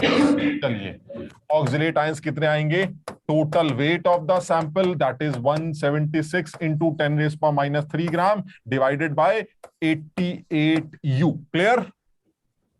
Yes sir. और मुझे ऐसा लगता है कि ये सॉल्व होकर 2 इंटू 10⁻³ Na आएगा। क्लियर? U की जगह Na, अब तो समझ गए होगे। U की जगह जब ग्राम लगाओगे तो वो Na बन जाएगा उल्टा, और 88 से 176 कैंसिल होगा तो 2 आ जाएगा। तो it will be 2 into 10⁻³ Na। Clear है यहां तक? क्या है ये? क्या निकल के आया ये? एप्पल्स। अब एक एप्पल से बात कर लेते हैं, काम खत्म करिए। चलिए ऑक्सिलेट से मिलने चलते हैं और ऑक्सिलेट से पूछते हैं प्रोटॉन कितने, न्यूट्रॉन्स कितने और इलेक्ट्रॉन्स कितने। बताओ जरा जल्दी से, क्या बोलेगा ऑक्सिलेट? कार्बन क्या बोलेगा? कार्बन बोलेगा 6 प्रोटॉन, 2 कार्बन तो 12 प्रोटॉन। ऑक्सीजन बोलेगा 8 प्रोटॉन, 4 ऑक्सीजन तो 32 और 12 44। दैट मींस एक ऑक्सिलेट कहेगा मेरे पास 44 प्रोटॉन है, 44 न्यूट्रॉन है। चलिए अब आते हैं इलेक्ट्रॉन्स। 2 निगेटिव है, 2 निगेटिव, यानी बाहर से कितने आए? 2। तो फिर कितने इलेक्ट्रॉन्स हो गए? 44 प्लस 2। समझ लो बात को? यानी जितने प्रोटॉन्स हैं उतने इलेक्ट्रॉन्स तो होंगे ही होंगे, साथ में जितने इलेक्ट्रॉन्स बाहर से आ गए, कितने आ गए? 2 निगेटिव चार्जेस की वजह से 2 और आ गए, 46 इलेक्ट्रॉन्स। क्लियर है यहां तक? किसने सही किया था, जरा हैंड रेस करके बताओ। ये कैलकुलेशन किस की सही हुई है? शाबाश, शाबाश। जिन लोगों ने नहीं किया है, क्या वो बता सकते हैं कि क्या गड़बड़ हुई है? क्यों नहीं कर पाए? कि कितने प्रोटॉन, क्या कार्बन और ऑक्सीजन के एक एटम में कितने प्रोटॉन्स, न्यूट्रॉन्स, इलेक्ट्रॉन्स होते हैं, ये नहीं पता है तुम लोगों को? क्या गड़बड़ हुई है? 2 नेगेटिव चार्ज, ये नहीं समझ में आ रहा है कि 2 नेगेटिव चार्ज का क्या मतलब है? 2 नेगेटिव चार्ज का मतलब है मैं तो न्यूट्रल ही था, मेरे प्रोटॉन्स और इलेक्ट्रॉन्स बराबर थे, लेकिन 2 इलेक्ट्रॉन बाहर से आ गए, जिसकी वजह से मेरे ऊपर 2 निगेटिव चार्ज आ गया। Electrons are negatively charge, clear? तो अगर मेरे ऊपर 2 एक्स्ट्रा निगेटिव चार्ज है, इसका मतलब जितने प्रोटॉन हैं उतने तो इलेक्ट्रॉन होने ही चाहिए, साथ में 2 और आ गए, यानी 44 में 2 और जोड़ दिए, यानी टोटल इलेक्ट्रॉन्स कितने हो गए? 46, क्लियर है? अच्छा, ये कितने के अंदर है? एक एप्पल के अंदर। और एप्पल कितने हैं? मल्टीप्लाई करते रहिए। क्या केमिस्ट्री है मुझे समझ में नहीं आता, और ये कब तक सीखोगे यार? बड़ा सीधा हिसाब हो गया। टोटल प्रोटॉन्स निकालने हैं तो 2 × 10⁻³ Na इंटू 44, ये आ गए प्रोटॉन्स। टोटल न्यूट्रॉन्स निकालने हैं तो 2 × 10⁻³ Na इंटू 44 न्यूट्रॉन्स। और अगर टोटल इलेक्ट्रॉन्स निकालने हैं तो 2 × 10⁻³ इंटू 46 Na इलेक्ट्रॉन्स। ये हैं मेरे प्रोटॉन्स, न्यूट्रॉन्स और इलेक्ट्रॉन्स के नंबर। सब लोग आराम से देखें, अगर किसी को कोई चीज ना समझ में आए तो वो डिस्कस कर सकता है, हालांकि मेरे हिसाब से अब समझ में आ जाना चाहिए।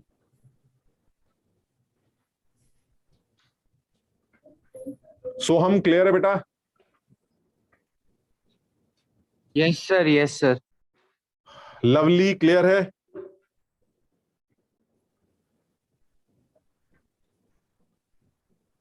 लवली, कोमल क्लियर है? Yes, sir. अश्विना,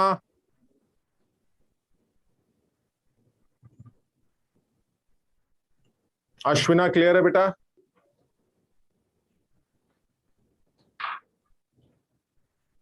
अक्षरा, Yes, sir. आदित्य बिल्कुल मस्त एकदम? Yes sir. ठीक है। बाकी सेंटर पे जो लोग बैठे हैं उनमें से किसी को भी कोई चीज ना समझ में आए तो पूछ ले, बिल्कुल सीधा, बिल्कुल सीधा, कहीं कोई दिक्कत नहीं है। अगर आप इसको जितना टफ बनाना चाहें आप इसको बना सकते हैं। और तुम समझ नहीं सकते, हमने एक पूरी जेई लेवल का एक कैटेगरी जो सवालों की बनती है वो डिस्कस की, और ये अच्छे लेवल के सवाल बन गए। सैंपल दिया जाएगा, उस सैंपल में प्रोटॉन्स के एनालिसिस, इलेक्ट्रॉन्स के एनालिसिस, वैलेंस इलेक्ट्रॉन्स के एनालिसिस, न्यूट्रॉन्स के एनालिसिस, न्यूक्लियॉन्स के एनालिसिस, अब मॉलिक्यूल्स के एनालिसिस, एटम्स के एनालिसिस करने के लिए हर साल सवाल मेंस लेवल पर तो पूछ ही लेता। समझ रहे हो? तो एक एनालिसिस है, लेकिन इसमें फिर वही वाली बात आती है, सर मेथड बड़ा आपका देसी लग रहा है। पहले सेब का वेट डिवाइड किया तो नंबर ऑफ एप्पल्स निकल आई। क्या है सर, ये कोई तरीका होता है? ये कोई केमिस्ट्री होती है? तुम जिस केमिस्ट्री की चाहत में बैठे हो वो भी होगी। तुम्हें ये नंबर ऑफ एप्पल्स निकालने का ये जो तरीका दिखाया जा रहा है कि आपने सबसे पहले एप्पल्स कैलकुलेट किए, ये एप्पल्स निकालने का मैं तुम्हें एक और तरीका भी बताऊंगा, लेकिन उसके लिए फिर वो केमिस्ट्री स्टार्ट हो जाएगी जिसको मोल कहते हैं। मैं अभी उस बारे में बात ही नहीं कर रहा, मैं तो कह रहा हूं मुझे पता ही नहीं मोल किसे कहते हैं, ऐसी की तैसी मोल की। क्या इसमें कोई नई बात है कि आपको सैंपल का वेट दे रखा है, आपको एक एप्पल का वेट निकालना आता है, आप डिवाइड करके नंबर ऑफ एप्पल्स कैलकुलेट कर लेंगे? इसमें कौन सी केमिस्ट्री है? और इसमें मोल कहां से बीच में आ गया? मुझे बिल्कुल समझ में नहीं आ रहा, वाकई में इसमें मोल कहीं नहीं। लेकिन अब मैं आता हूं उस सरकारी, उस किताबी लैंग्वेज पर जिसमें इस तरह के सवालों को उस किताबी तरीके से कि पहले मोल निकाल लो, मोल के बाद अवोगाड्रो नंबर से मल्टीप्लाई कर लो, ये कर लो, वो कर लो। अब हम उस बारे में आने जा रहे हैं। अगर तुम लोग को यहां तक सारी चीज क्लियर हो गई है तो हम अगले स्टेप पे स्विच करने जा रहे हैं, जिसका पहली डेफिनेशन स्टार्ट करेंगे, मोल। बताओ यहां तक ठीक है? आगे बढ़ जाएं? Yes, sir. अगर अब भी किसी को कुछ Yes, पूछना हो तो पूछ सकता है, हालांकि हम और सवाल करते रहेंगे, बाद में देखते हैं। ठीक, अब हम नेक्स्ट पॉइंट पर आते हैं, और वो है हमारा, इसमें कुछ एक आध सवाल और हैं उल्टे सीधे, वो तुम्हें मैं पीडीएफ में दे दूंगा, तुम आराम से करना। और वो है हमारा मोल। मैं चाह रहा हूं कि बल्कि तुम इधर बोर्ड पर कुछ डेफिनेशन अभी पढ़ने की कोशिश मत करो, सब भूल जाओ। तुम में से कोई मुझे बता सकता है व्हाट इज 1 मोल? एक मोल का क्या मतलब? इसको मत पढ़ो, सब भूल जाओ, सब छोड़ दो। सोचो, जो तुमने कभी सुना हो 9th क्लास में, या कभी अभी सुना हो कभी, एक मोल किसे कहते हैं?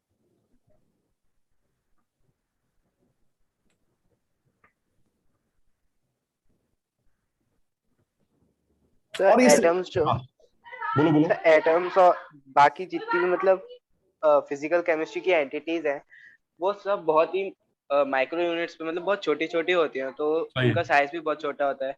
तो उसको डिफाइन करने के लिए, उसके नंबर गिनने के लिए, इजी बनाने के लिए एक यूनिट डिफाइन करी है, वो है मोल।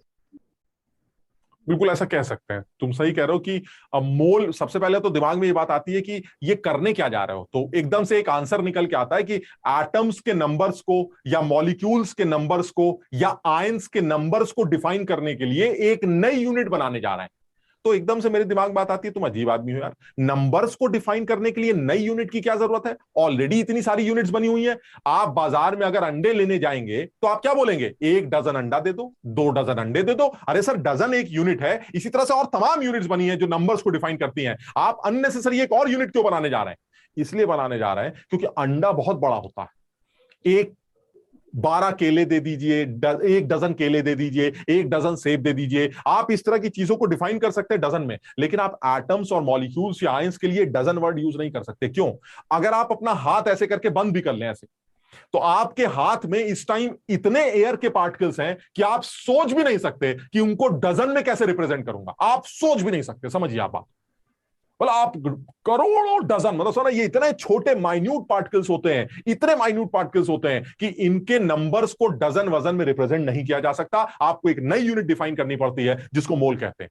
तो मैंने कहा ठीक है, चलिए आपने एक नई यूनिट डिफाइन कर दी। मोल होता क्या है, इसको, इसका मतलब क्या होता है? अब इसमें जनरली जो बच्चों को कंफ्यूजन है वो ये कहते हैं मोल का मतलब है किसी भी चीज की अवागाड्रो नंबर के बराबर एंटिटीज, उसको मोल कहते हैं।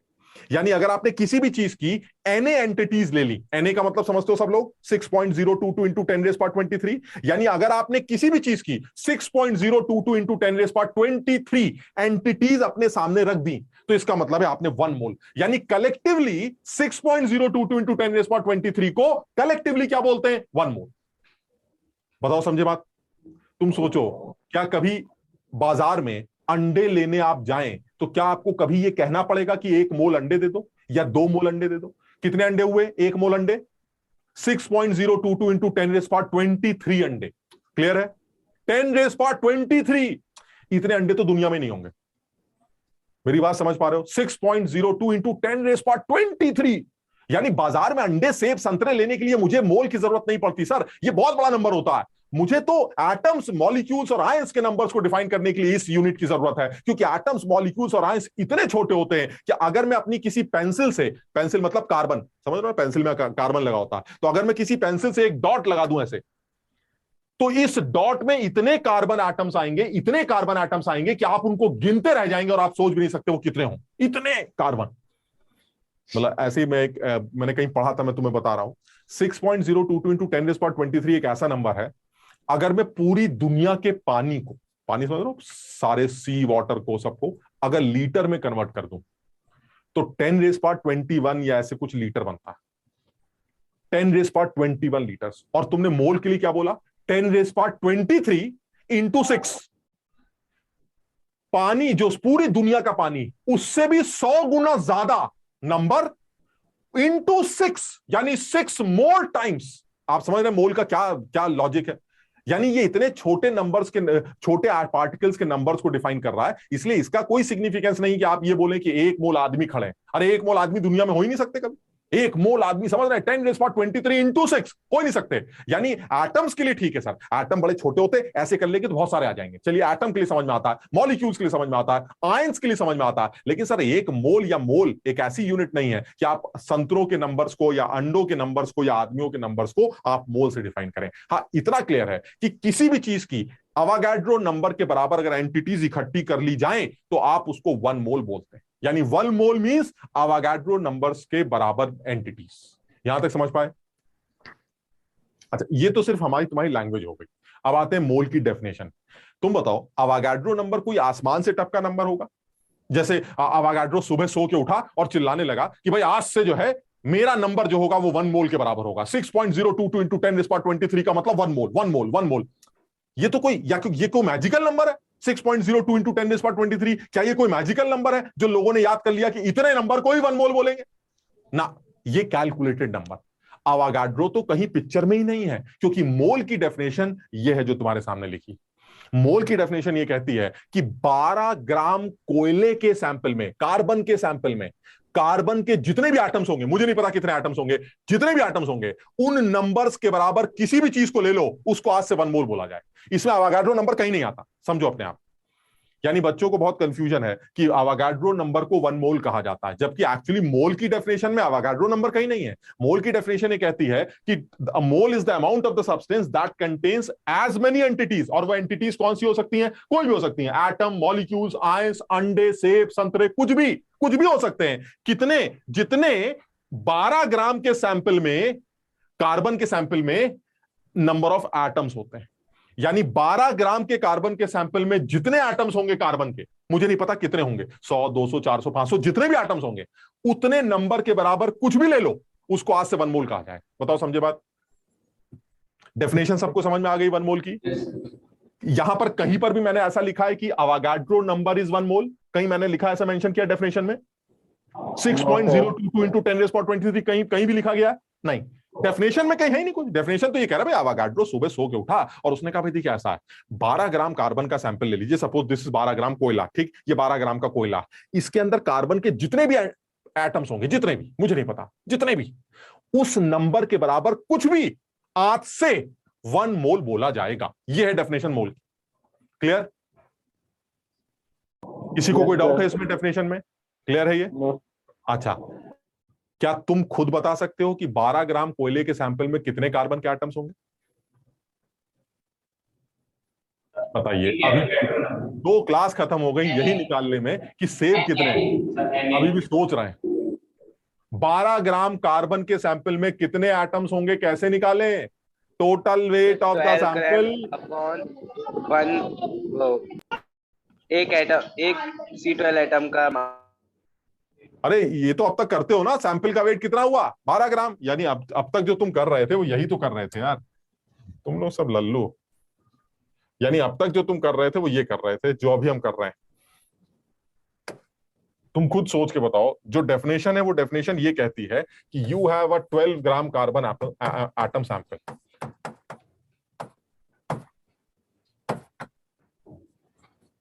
और इस सैंपल में कार्बन के एटम्स, कितने कार्बन के एटम्स हैं, कितने एप्पल से कैसे निकालते थे यार? अब फिर भूल गए तुम? कैसे निकालें? टोटल वेट को एक एप्पल के वेट से डिवाइड कर दें, याद है? फिर भूल गए? तो इसका मतलब ये हुआ, अगर आपको एक एप्पल का वेट पता हो, पता नहीं तुम्हें याद है कि नहीं, एक कार्बन का वेट 12U होता है। Yes sir. 6 प्रोटॉन, 6 न्यूट्रॉन, यानी 12 न्यूक्लियॉन्स। 12 न्यूक्लियॉन्स का वेट 12U, यानी 1 carbon weight is 12U। Clear? And the total weight of the box is 12 gram. So ultimately number of apples कितने हुए? नंबर ऑफ कार्बन एटम्स कितने हुए? Total weight of the sample divided by weight of 1 apple. चलो थोड़ा तमीज से लिख लेते हैं, 12 gram upon 12 into 1.66 into 10⁻⁻24 gram. Gram से ग्राम कैंसिल, 12 से 12 cancel. Now this is 1 upon 1.66 into 10⁻⁻24। क्या बन जाता था? 6.022, और इसी को तो Na कहते थे। यानी डेफिनेशन में Na कहीं नहीं है। This is not a magical number, this is a calculated number by definition. यानी डेफिनेशन ये कहती भाई देखिए ऐसा, मुझे नहीं पता Na क्या होता, मैं तो ये कह रही हूं आपसे कि 12 ग्राम कोयले में कार्बन के जितने भी एटम्स होंगे, जितने भी, मुझे नहीं पता कितने होंगे, जितने भी होंगे, आज से उस नंबर के बराबर, जितने एटम्स हैं उस नंबर के बराबर कुछ भी ले लो, आज से उसको 1 मोल कहा जाएगा। This is definition. क्लियर? अच्छा, अब कितने एटम्स होंगे ये कैसे निकाला आपने? अरे सर ये तो बचपन से निकालते चले आ रहे हैं, आज 2 क्लास हो गई ये सीखते सीखते कि अगर सैंपल का वेट पता हो और एक एप्पल का वेट पता हो तो डिवाइड करके नंबर ऑफ एटम्स कैलकुलेट किए जा सकते हैं। Those number of atoms they are equal to Na, so that means by definition Na means 1 mole. Na entities of anything is 1 mole. ये है डेफिनेशन। अगर आपको कहीं रास्ते चलते Na चीटियां नजर आए तो आप बोलिएगा 1 मोल चींटी चल रही हैं। समझे बात को? अगर आपको रास्ते चलते कहीं Na अंडे नजर आए, जो कि आपको कभी नजर नहीं आ सकते लेकिन फिर भी नजर आए, तो आप कहिएगा 1 मोल अंडे हैं। 1 मोल अंडे दुनिया में कहीं हो ही नहीं सकते। समझ रहे हो बात को? इसी तरह से अगर आपको चलते हुए Na आदमी नजर आए तो Na आदमी का मतलब 1 मोल आदमी। अब तुम बताओ, मेरी ये सारी बातें तुम्हें एब्सर्ड नहीं लग रही हैं? क्या Na आदमी मिल सकते हैं तुम्हें? क्या एने अंडे मिल सकते हैं? क्या एने चींटियां मिल सकती हैं? पता नहीं, चींटियां भी शायद नहीं मिलती होंगी, पता नहीं। पर मैं ये क्या बताना चाह रहा हूं, ये जिन लोगों की सर आप बात कर रहे हैं, ये सर मैक्रो लेवल पर बात कर रहे हैं। आदमी, चींटी, हाथी, कलम, पेन, अंडे। अरे सर माइक्रो लेवल पर आइए, एटम्स की बात करिए, मॉलिक्यूल्स की बात करिए, आयंस की बात करिए। ये इतने छोटे होते हैं कि ये हो सकते हैं सर, ये आपके हाथ में 1 मोल आदमी आ गए, ये हो सकता है सर। समझ लो मेरी बात को? क्योंकि सर एटम हो सकते हैं 1 मोल, क्योंकि एटम बहुत छोटे होते हैं, दिखाई तक नहीं देते। इनके नंबर्स को डिफाइन करने के लिए इस यूनिट की जरूरत पड़ सकती है। ये अंडे संतरों के लिए मुझे बिल्कुल इस यूनिट की कोई जरूरत नहीं पड़ती। तुम समझ रहे हो क्यों नई यूनिट डिफाइन की गई है? बिकॉज इतने छोटे पार्टिकल्स जिनको आप प्रोटॉन, न्यूट्रॉन्स, इलेक्ट्रॉन्स कहते हैं, जिनको एटम्स, मॉलिक्यूल्स, आयंस कहते हैं, ये इतने छोटे होते हैं कि इनके नंबर्स को डिफाइन करने के लिए मोल टोल चलेगा। लेकिन बाकी सर आदमी संतरों की इसका कोई सिग्निफिकेंस नहीं। लेकिन फिर भी बोला क्या गया है, अगर कभी बोला जाए एने आदमी खड़े हैं तो इसका मतलब 1 मोल आदमी, बात खत्म। अगर आपको कभी भी बोला जाए एने पेन पड़े हैं तो इसका मतलब 1 मोल पेन पड़े। दैट मींस आज से एक चीज डिफाइन हो गई, इफ यू आर एने तो that means you are 1 mole, that's it. कुछ समझ पाए? सब लोगों को ये बात समझ में आ गई? सोच के जवाब देना। सर हाँ हाँ बोलो बेटा। सर मेरे को एक एक क्वेश्चन है कि सर कार्बन को ही क्यों चुना, कोई और एलिमेंट क्यों नहीं लिया? हाँ बिल्कुल सही है। कार्बन को देखो, कार्बन से पहले ऑक्सीजन को रेफरेंस माना गया था और उसके बाद कार्बन को रेफरेंस माना गया। पहली बात तो ये कि कार्बन का जो कार्बन 12 आइसोटोप है ये अबंडेंस में पाया जाता है। हालांकि हर एटम का, जैसे ऑक्सीजन है, इनफैक्ट इससे पहले हाइड्रोजन भी लिया गया था, इनके कई आइसोटोप्स हैं जिनकी अच्छी खासी परसेंटेज एनवायरमेंट में पाई जाती। मतलब ऑक्सीजन का 16, ऑक्सीजन का 18 आइसोटोप काफी हद तक, काफी रेशोज में पाया जाता है। लेकिन कार्बन का ये जो 12 आइसोटोप है ये अबंडेंस में पाया जाता है, यानी कार्बन का 12 आइसोटोप 99% से भी ज्यादा पाया जाता है। तो दैट मींस कार्बन एक ऐसा एलिमेंट है जिसको यूज किया जाए तो आपके तमाम एटम्स के जो वेट है, जो रेफरेंस में निकाले गए थे कार्बन के, वो इंटीजर निकल के आते हैं। मेरी बात समझ रहे हो? तो इन्होंने क्या सोचा है कि भाई ऐसा है, ऑक्सीजन को भी रेफरेंस लिया जा सकता है, बट आज की टर्मिनोलॉजी में कार्बन को रेफरेंस माना गया है बिकॉज कार्बन एक तो अबंडेंस में पाया जाता है, इसके तमाम आइसोटोप्स होने के बावजूद भी कार्बन 12 के आइसोटोप की परसेंटेज बहुत ज्यादा होती है। और ये एक ऐसा एलिमेंट है जिसको रेफरेंस माना जाए तो बहुत सारे एलिमेंट्स के वेट्स इंटीजर में निकल के आ सकते हैं, इसीलिए कार्बन को रेफरेंस कंसीडर किया गया। समझ लो? तो इसलिए अब ये रेफरेंस है जो लगातार चेंज होता चला जा रहा है। हाइड्रोजन को माना गया, फिर ऑक्सीजन को माना गया, ऑक्सीजन के बाद लोगों ने कार्बन को रेफरेंस मानकर, कार्बन 12 आइसोटोप को रेफरेंस मानकर चीजों को डिफाइन किया। ठीक है ना? अच्छा, अब इसी में कोई सोच के जवाब दे जरा। अगर डेफिनेशन ये कहती है कि Na का मतलब 1 मोल, तो इसका मतलब तो ये हो गया कि मुझे किसी भी सैंपल के मोल्स निकालने आ गए। ये सब पता ही तुम अकल लगा पाते हो कि नहीं यार? अगर जब तक इतनी अकल नहीं लगाओगे मजा ही नहीं आएगा। तुमको मैंने डेफिनेशन बता दी, बात खत्म। अब तुम ही बताओ, मैं तुम्हें सैंपल दे देता हूं, ठीक? तुम बता सकते हो सैंपल में कितने मोल हैं? क्या तुम ये बता सकते हो सैंपल में कितने आदमी हैं, पार्टिकल कितने हैं, एप्पल कितने हैं? ये तो सीख चुके हो। अगर वो एप्पल एने हुए, अगर एने हुए तो कितने मोल हुए? 1 मोल। एने का मतलब 1 मोल ही तो होता है। अगर आदमी उस सैंपल में 2 एने एप्पल्स होते तो क्या तुम्हें एप्पल्स निकालने आते हैं? एने से डिवाइड करके मोल आ जाएंगे। अब ये आ गई वो चीज जो तुमने 9th में पढ़ी थी, डेफिनेशन, फॉर्मूले आने वाले हैं, लेकिन अभी भी कोई फॉर्मूला नहीं आया क्योंकि वो फॉर्मूला खुद डिराइव कर रहे हैं। आप नंबर ऑफ आदमी बता दीजिए, एनए से डिवाइड करके मैं मोल्स निकाल लूंगा, ये फॉर्मूला हो गया, लीजिए खत्म हो गया। लेकिन फिर भी हम बहुत क्लैरिटी से बात कर रहे हैं। मेरे पास सैंपल है, उस सैंपल में कितने आदमी हैं ये मैं कैलकुलेट करना जानता हूं। उन आदमियों से मोल्स कैसे निकल के आएंगे? बाय डेफिनेशन Na मींस 1 मोल। सो अल्टीमेटली अगर मुझे नंबर ऑफ पार्टिकल्स पता चल जाएं तो Na से डिवाइड करके मुझे नंबर ऑफ मोल्स पता चल जाएंगे। क्लियर? एग्जाम्पल से समझ लेते हैं, अगर किसी को डाउट हो तो वो ये एग्जाम्पल से समझ लेगा।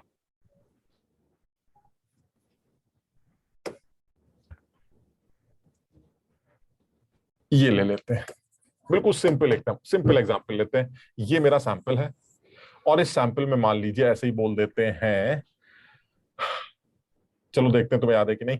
आप 48 ग्राम मैग्नीशियम सैंपल, मैग्नीशियम एटम्स। क्या आप बता सकते हैं इस सैंपल में कितने मोल्स हैं? कोई फॉर्मूला नहीं आता मुझे, कोई फॉर्मूला नहीं आता मुझे, सिर्फ डेफिनेशन आती है। क्या मैं उस डेफिनेशन को यूज करके मोल्स निकाल सकता हूं? सर 2 मोल। क्या तरीका होगा बताओ? सबसे पहले क्या करें? कोई फॉर्मूला नहीं आता, सबसे पहले क्या करें? क्या मैं नंबर ऑफ एप्पल्स निकाल सकता हूं? Number of magnesium atoms, total weight दे रखा है। Yes sir. एक मैग्नीशियम का वेट पता है? अभी आज बताया था मैंने, एक मैग्नीशियम 24 यू। यार याद करोगे तो ही तो होगा यार, याद ही नहीं करोगे कैसे काम चलेगा? अभी आज बताया था। यानी अगर आपको नंबर ऑफ मैग्नीशियम एटम्स निकालने हो तो सबसे पहले नंबर ऑफ मैग्नीशियम एटम्स निकाल लेते हैं। नंबर ऑफ मैग्नीशियम एटम्स हो गए 24 नहीं 48 ग्राम। ये हमें दे रखा है 48 ग्राम। 48 ग्राम डिवाइडेड बाय एक मैग्नीशियम का वेट। बताओ समझ में आया? Yes sir. ये ठीक है 2Na? ठीक है। अच्छा अब बताओ बाय डेफिनेशन क्या बोले?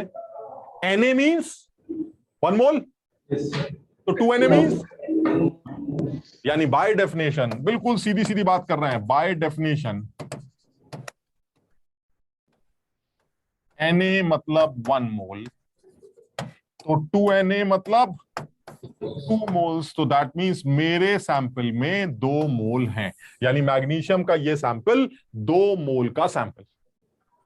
कोई केमिस्ट्री नहीं है, कोई फॉर्मूला नहीं लगा रहा, मैं सिर्फ मोल की डेफिनेशन को यूज करके मोल्स कैलकुलेट कर रहा हूं।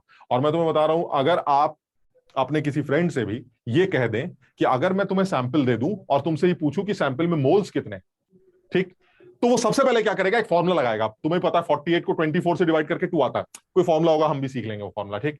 अगर तुम उससे ये कहो कि कोई फॉर्मूला नहीं लगाना, अब तुम बताओ मोल्स कितने हैं, वो मोल्स कैलकुलेट ही नहीं कर सकता। क्यों? क्योंकि उसको वो बेसिक्स नहीं पता है। वो ये जानता ही नहीं है कि 48 को 24 यू से डिवाइड करके पहले नंबर ऑफ पार्टिकल्स निकाल लिए जाते हैं और बाय डेफिनेशन उसको 2 मोल बोला जाता है। वो सिर्फ एक फॉर्मूला जानता है कि 48 को 24 ग्राम से डिवाइड करके डायरेक्ट 2 मोल निकाला जाता है।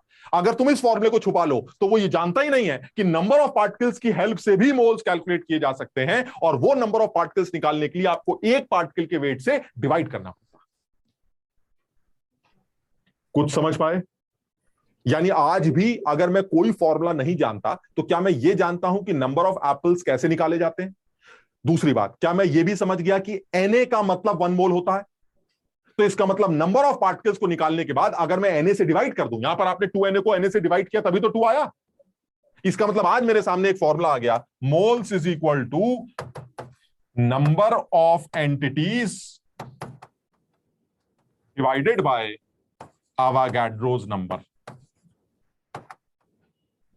that is total particles divided by Na। यानी ये मेरे लिए मोल निकालने का एक फॉर्मूला तो तैयार हो रहा है, और ये आपको अच्छी तरह से याद भी रखना है कि जब कभी भी मोल्स कैलकुलेट करने हो तो नंबर ऑफ पार्टिकल्स को Na से डिवाइड करके आप डायरेक्टली मोल सैंपल के कैलकुलेट कर सकते हैं। ये पहला फॉर्मूला। क्लियर है? आराम से सोच लो, यहां तक किसी को कोई डाउट? डाउट कैसे होगा? मतलब डाउट सिर्फ उन लोगों को होगा जिनको यही नहीं पता है अभी कि नंबर ऑफ एप्पल्स कैसे निकाले जाते हैं। इसके अलावा मैंने नया क्या बताया? इसके अलावा तो सिर्फ एक ही बात बोली है ना कि अगर Na तो 1 मोल, 2Na 2 मोल, 3Na 3 मोल, Na/2 आधे मोल, Na/10 1/10 मोल। मैंने तो कुछ बताया नहीं, मैंने तो ये बोला टोटल पार्टिकल्स को Na से डिवाइड कर दो, आपको मोल्स मिल जाएंगे। अगर आपको पार्टिकल्स ही निकालने नहीं आते तो अलग बात। क्लियर है यहां तक? सबको क्लियर है? चलिए एक लाइन और जोड़ देते हैं इसी के अंदर।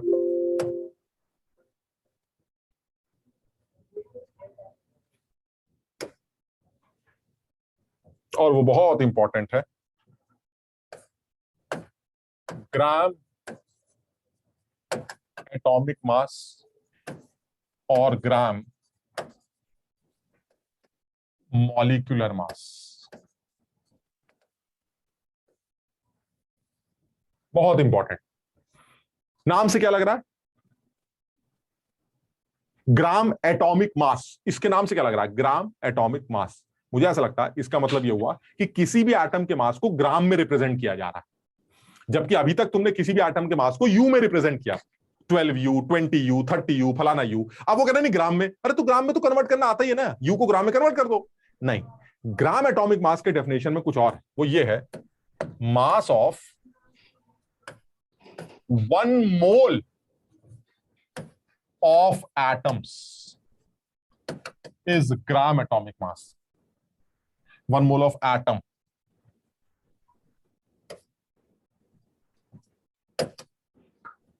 Gram atomic mass.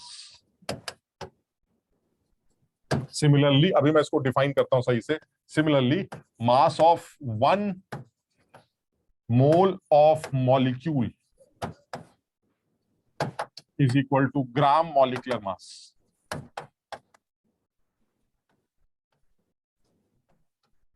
अभी जरा इसको समझने की कोशिश करते हैं.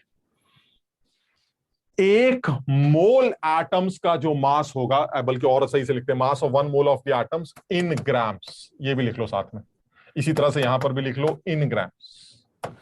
यानी एक मोल एटम्स का मास अगर ग्राम में लिखा जाए तो उसको ग्राम एटॉमिक मास कहते हैं. इसी तरह से एक मोल मॉलिक्यूल्स के मास को अगर ग्राम में लिखा जाए तो उसको ग्राम मॉलिक्यूलर मास कहते हैं. बिल्कुल सीधी डेफिनेशन, कहीं कोई झंझट नहीं, और तुम्हें बिल्कुल सीधी समझ में आ जाएगी. तुम में से कोई मुझे बता सकता है कि हाइड्रोजन का ग्राम एटॉमिक मास क्या होगा? कैसे निकालें? तुम सिर्फ डेफिनेशन की बात करना. कोई आदमी पुरानी नॉलेज को बिल्कुल यूज नहीं करेगा, सिर्फ डेफिनेशन के बारे में बात करते हैं. हाइड्रोजन एटम का ग्राम एटॉमिक मास क्या डेफिनेशन होती है? एक मोल हाइड्रोजन एटम्स के मास को अगर ग्राम में रिप्रेजेंट किया जाए तो that is gram atomic mass of hydrogen. अच्छा, आप क्या जानते हैं हाइड्रोजन एटम के बारे में? क्या होता है उसका वेट? हाइड्रोजन के एक एटम का वेट क्या होता है? 1 यू होता है. क्लियर है? एक ही प्रोटॉन होता है, 1 यू. ठीक. एक एटम का तुम्हें कितने एटम्स का वेट चाहिए? 1 मोल. 1 मोल मतलब कितने? Na. समझ में आई बात? यानी एक एटम का वेट तुम्हें पता है. चलिए एक एटम का वेट ले लेते हैं. 1 इंटू ग्राम में रिप्रेजेंट करना है तो 1 यू का वेट हो गया 1.66 इंटू 10⁻⁻24 ग्राम. ये एक एटम का वेट हो गया. यू को ग्राम में कन्वर्ट कर दिया, एक एटम का वेट हो गया. तुम्हें कितने लोगों का वेट चाहिए? 1 मोल. क्या करें? अवागाड्रो नंबर से मल्टीप्लाई कर दे. तो अवागाड्रो नंबर से मल्टीप्लाई कर देते हैं. 6.022 इंटू 10⁻23. आप इसको सॉल्व करिए, ये 1 ग्राम आएगा. क्यों आएगा? क्योंकि 1/1.66 को ही तो ये बोलते हो. तो जब क्रॉस मल्टीप्लाई करोगे तो 1 ही तो आएगा. अरे यही तो होता है. 1/1.66 इंटू 10⁻⁻24 को ही तो 6.022 इंटू 10⁻23 कहते हैं. तो जब इन दोनों को क्रॉस मल्टीप्लाई करोगे तो 1 ही तो बचेगा. So this into this will be 1. ये दोनों मिलके 1 हो जाएंगे. 1 पहले से है. 1 इंटू 1 ग्राम. क्यों? क्योंकि सर ये जो वेट आपने लिखा है ये ग्राम में होता है. This is gram. सोचिए कितने मजे की बात. हाइड्रोजन के एक एटम का वेट कितना? 1 यू. और हाइड्रोजन के एक मोल एटम्स का वेट कितना? 1 ग्राम. और एक मोल एटम्स के वेट को ही हाइड्रोजन का ग्राम एटॉमिक वेट कहा जाता है. यानी जब कभी भी किसी एटम का वेट ग्राम्स में रिप्रेजेंट हो तो इसका मतलब वो एक मोल का वेट है. और जब कभी किसी एटम का वेट यू में रिप्रेजेंट हो तो इसका मतलब एक आदमी का वेट है. एक आदमी का वेट. कुछ समझ पा रहे हो? कोई सोच के जवाब देगा जल्दी से. कार्बन का ग्राम एटॉमिक मास कितना होगा? 12 ग्राम. 12 ग्राम. क्यों? क्योंकि कार्बन के एक एटम का वेट 12 यू. कार्बन के एक मोल का वेट 12 ग्राम. यानी यू की जगह ग्राम बोल रहे हो अगर, तो एक मोल का वेट जिसको ग्राम एटॉमिक वेट कहते हैं. और अगर यू में बात कर रहे हो तो एक आदमी का वेट. एक आदमी का वेट, छोटा सा आदमी जो दिखाई भी नहीं देता, उसका वेट यू में. चुप निकाल के देख लेते हैं. चलिए एक आध लोगों का ग्राम एटॉमिक मास खुद निकाल के देखते हैं. एक बार फटाफट तुम निकाल के दिखा दो मुझे.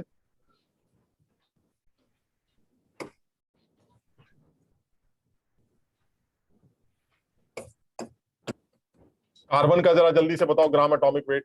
क्या करें? सबसे पहले क्या लिखें? 12. कार्बन के एक एटम का वेट 12 यू. ग्राम में कितना? 12 इंटू ये आ गया कार्बन के एक एटम का वेट. चलिए बहुत बढ़िया. लेकिन अगर आपको इसका ग्राम एटॉमिक वेट चाहिए तो किससे मल्टीप्लाई कर देंगे? अवागाड्रो नंबर से. एक मोल से.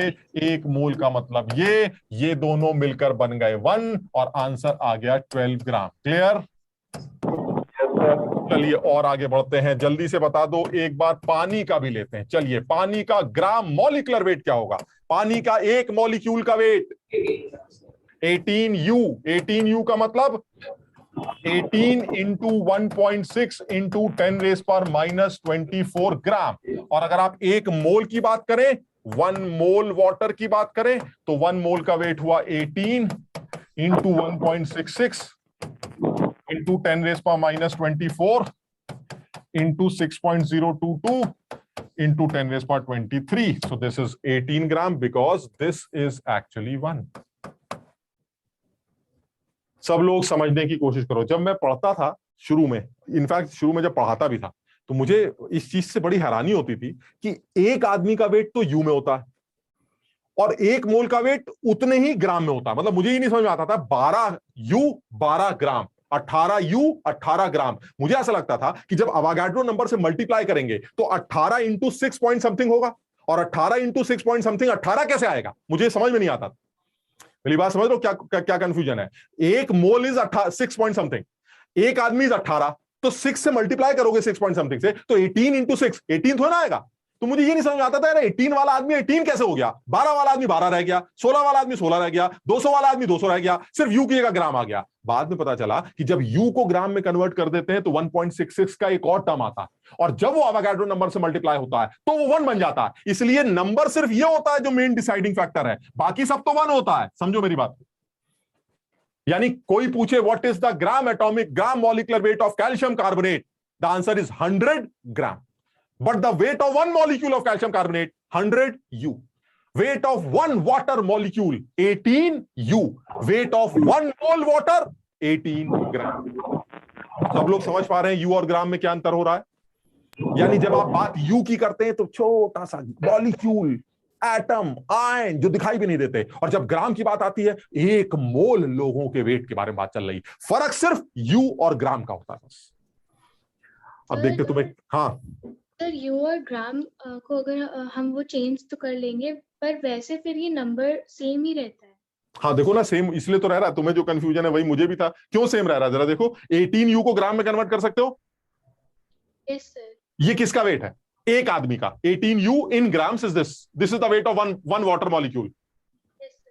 ठीक है, और तुम्हें चाहिए ग्राम मॉलिक्यूलर वेट, तो किससे मल्टीप्लाई करना पड़ेगा? 1 मोल के लिए अवागाड्रो नंबर से। Yes sir.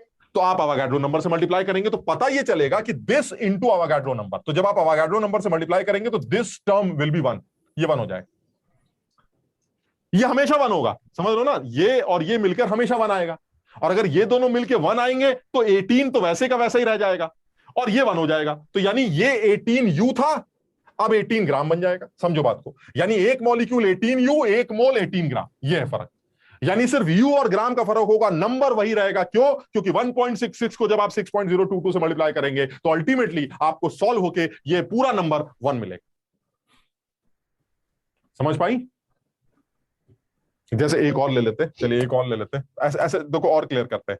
अब बल्कि इसको डिटेल में लिखते हैं। एक सेकंड रुको जरा, ताकि अब कोई कंफ्यूजन ना रहे। इसको एक सवाल को बिल्कुल डिटेल में लिख के देख लेते हैं।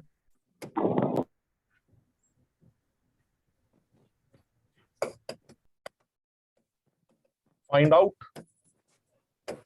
the gram molecular weight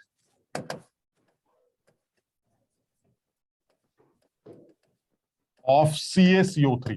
चलिए बताओ क्या स्टेप्स होने चाहिए। फर्स्ट स्टेप क्या होना चाहिए? वेट ऑफ 1 मॉलिक्यूल होना चाहिए सबसे पहले। कितना होता है? 100। ठीक, उसके बाद सेकेंड स्टेप, इसको ग्राम में लिख लेना चाहिए। 100 into 1.66 into 10⁻⁻20। चलिए, ये एक मॉलिक्यूल का वेट है, क्लियर है? एक मॉलिक्यूल का वेट ग्राम में ये। लेकिन तुम्हें तो ग्राम मॉलिक्यूलर वेट चाहिए, और ग्राम मॉलिक्यूलर वेट क्या होता है? एक मोल का वेट ग्राम में। तो अगर एक मॉलिक्यूल का वेट ग्राम में ये है तो वेट ऑफ 1 मोल कितना होगा? Weight of 1 mole molecules, 1 mole molecules कितना होगा? एक का weight that is 100 into 1.66 into 10⁻⁻24 gram into एक मोल में कितने मॉलिक्यूल्स होंगे? 6.022। क्लियर है? समझ पाए सब लोग? इन दोनों का मल्टीप्लीकेशन क्या बनेगा? तो बचा क्या? यानी एक मॉलिक्यूल 100 यू, एक मोल 100 ग्राम। यू की जगह ग्राम है तो इसका मतलब एक मोल के वेट की बात हो रही, और अगर सिर्फ यू है तो इसका मतलब एक आदमी की बात हो रही है, अकेले एक आदमी। क्लियर? सब लोग, मैं इसके नीचे एक फॉर्मूला लिखने जा रहा हूं, सब लोग इसके बारे में अपने आप सोचना, सब लोग इसके बारे में अपने आप सोचना, मैं कुछ डिस्कस नहीं करूंगा अभी, तुम सब अपने आप सोचना। क्या ये फॉर्मूला तुम में से कोई आदमी अभी हाथ खड़ा करके बता सकता है कि सर मुझे ये वाला फॉर्मूला जो मुझे 9th में बचपन में सिखाया गया था मुझे अब समझ में आ गया है? Weight of sample divided by gram atomic mass और gram molecular mass, that depends on the weight sample. अगर वो एटॉमिक सैंपल है तो ग्राम एटॉमिक मास से डिवाइड करेंगे, और अगर वो मॉलिक्यूलर सैंपल है तो ग्राम मॉलिक्यूलर मास से डिवाइड करेंगे। ये एक नया फॉर्मूला तुम्हारे सामने आ रहा है। देखता हूं तुम में से कितने लोग इस फॉर्मूले को खुद से एनालाइज कर पा रहे हैं। खुद से आकर लगाओ जरा। अगर मैं टोटल वेट को, जरा समझना, टोटल वेट को किससे डिवाइड कर रहा हूं जरा बताना? उस एटम के, एक एटम के वेट से डिवाइड कर रहा हूं या एक मोल से? तो अगर पूरे सैंपल को एक मोल वेट से डिवाइड करोगे क्या निकल के आएगा? Number of moles. समझो बात। और जब एक एप्पल के वेट से डिवाइड करोगे तब क्या निकल के आएगा? Number of apples. दोनों में अंतर बड़ा क्लियर होना चाहिए। टोटल वेट डिवाइड, जैसे जैसे एक छोटा सा एग्जांपल, 200 ग्राम का CaCO3 का सैंपल, ये सैंपल, अब जरा सोच के बताना ये क्या निकलने जा रहा है? 200 ग्राम डिवाइडेड बाय 100 यू, बताओ क्या निकलने जा रहा है? Number of atoms, number of carbonate molecule, molecule है ना यार ये, number of calcium carbonate molecules. Clear? किससे डिवाइड किया? एक मॉलिक्यूल के वेट से।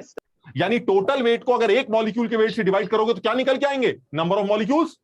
अच्छा अब सोच के बताना, 200 ग्राम डिवाइडेड बाय 100 ग्राम, अब क्या निकल के आएगा? Number of moles. अब मोल्स निकल के आएंगे, क्योंकि अब आप किससे डिवाइड कर रहे हैं? एक मॉलिक्यूल के वेट से नहीं, एक मोल मॉलिक्यूल के वेट से। यानी अगर टोटल वेट को एक मोल मॉलिक्यूल के वेट से डिवाइड करते हैं, जिसको ग्राम मॉलिक्यूलर वेट कहा जाता है, तो आपको मोल्स मिल जाते हैं। और अगर आप एक मॉलिक्यूल के वेट से डिवाइड करते हैं तो आपको नंबर ऑफ मॉलिक्यूल्स मिल जाते हैं। यानी यहां पर तो आपको मॉलिक्यूल्स मिल जाएंगे टोटल, लेकिन यहां पर आपको मोल्स मिलेंगे। सब लोग इसको इत्मीनान से समझना, अगली क्लास में इसके बारे में और डिस्कशन करेंगे। आज की क्लास में मोल्स तक की चीजें हमने करी हैं, घर में इसको सही से एक बार रिवाइज करना, ठीक है? तो नेक्स्ट क्लास में इसको, और फिर इसी के ऊपर बहुत सारी बातें करनी है अभी मोल्स के ऊपर, तो कोई कंफ्यूजन नहीं है, आराम से घर में ग्राम मॉलिक्यूलर वेट क्या है, ग्राम एटॉमिक वेट क्या है, इसको रिवाइज करना, सारी चीजें जो आज की गई, एटम्स कैसे निकलते हैं, मॉलिक्यूल्स कैसे निकलते हैं, इलेक्ट्रॉन्स प्रोटॉन्स न्यूट्रॉन्स कैसे निकलते हैं, उनको रिवाइज करना, ठीक है ना? अगली क्लास में फिर मुलाकात करते हैं। Thank you. हाँ थैंक यू। फर्स्ट क्लास की पीडीएफ है सर। क्या बेटा? सर फर्स्ट वाली क्लास की पीडीएफ अभी नहीं मिली? नहीं सर नहीं मिली। अच्छा सर अभी ठीक है।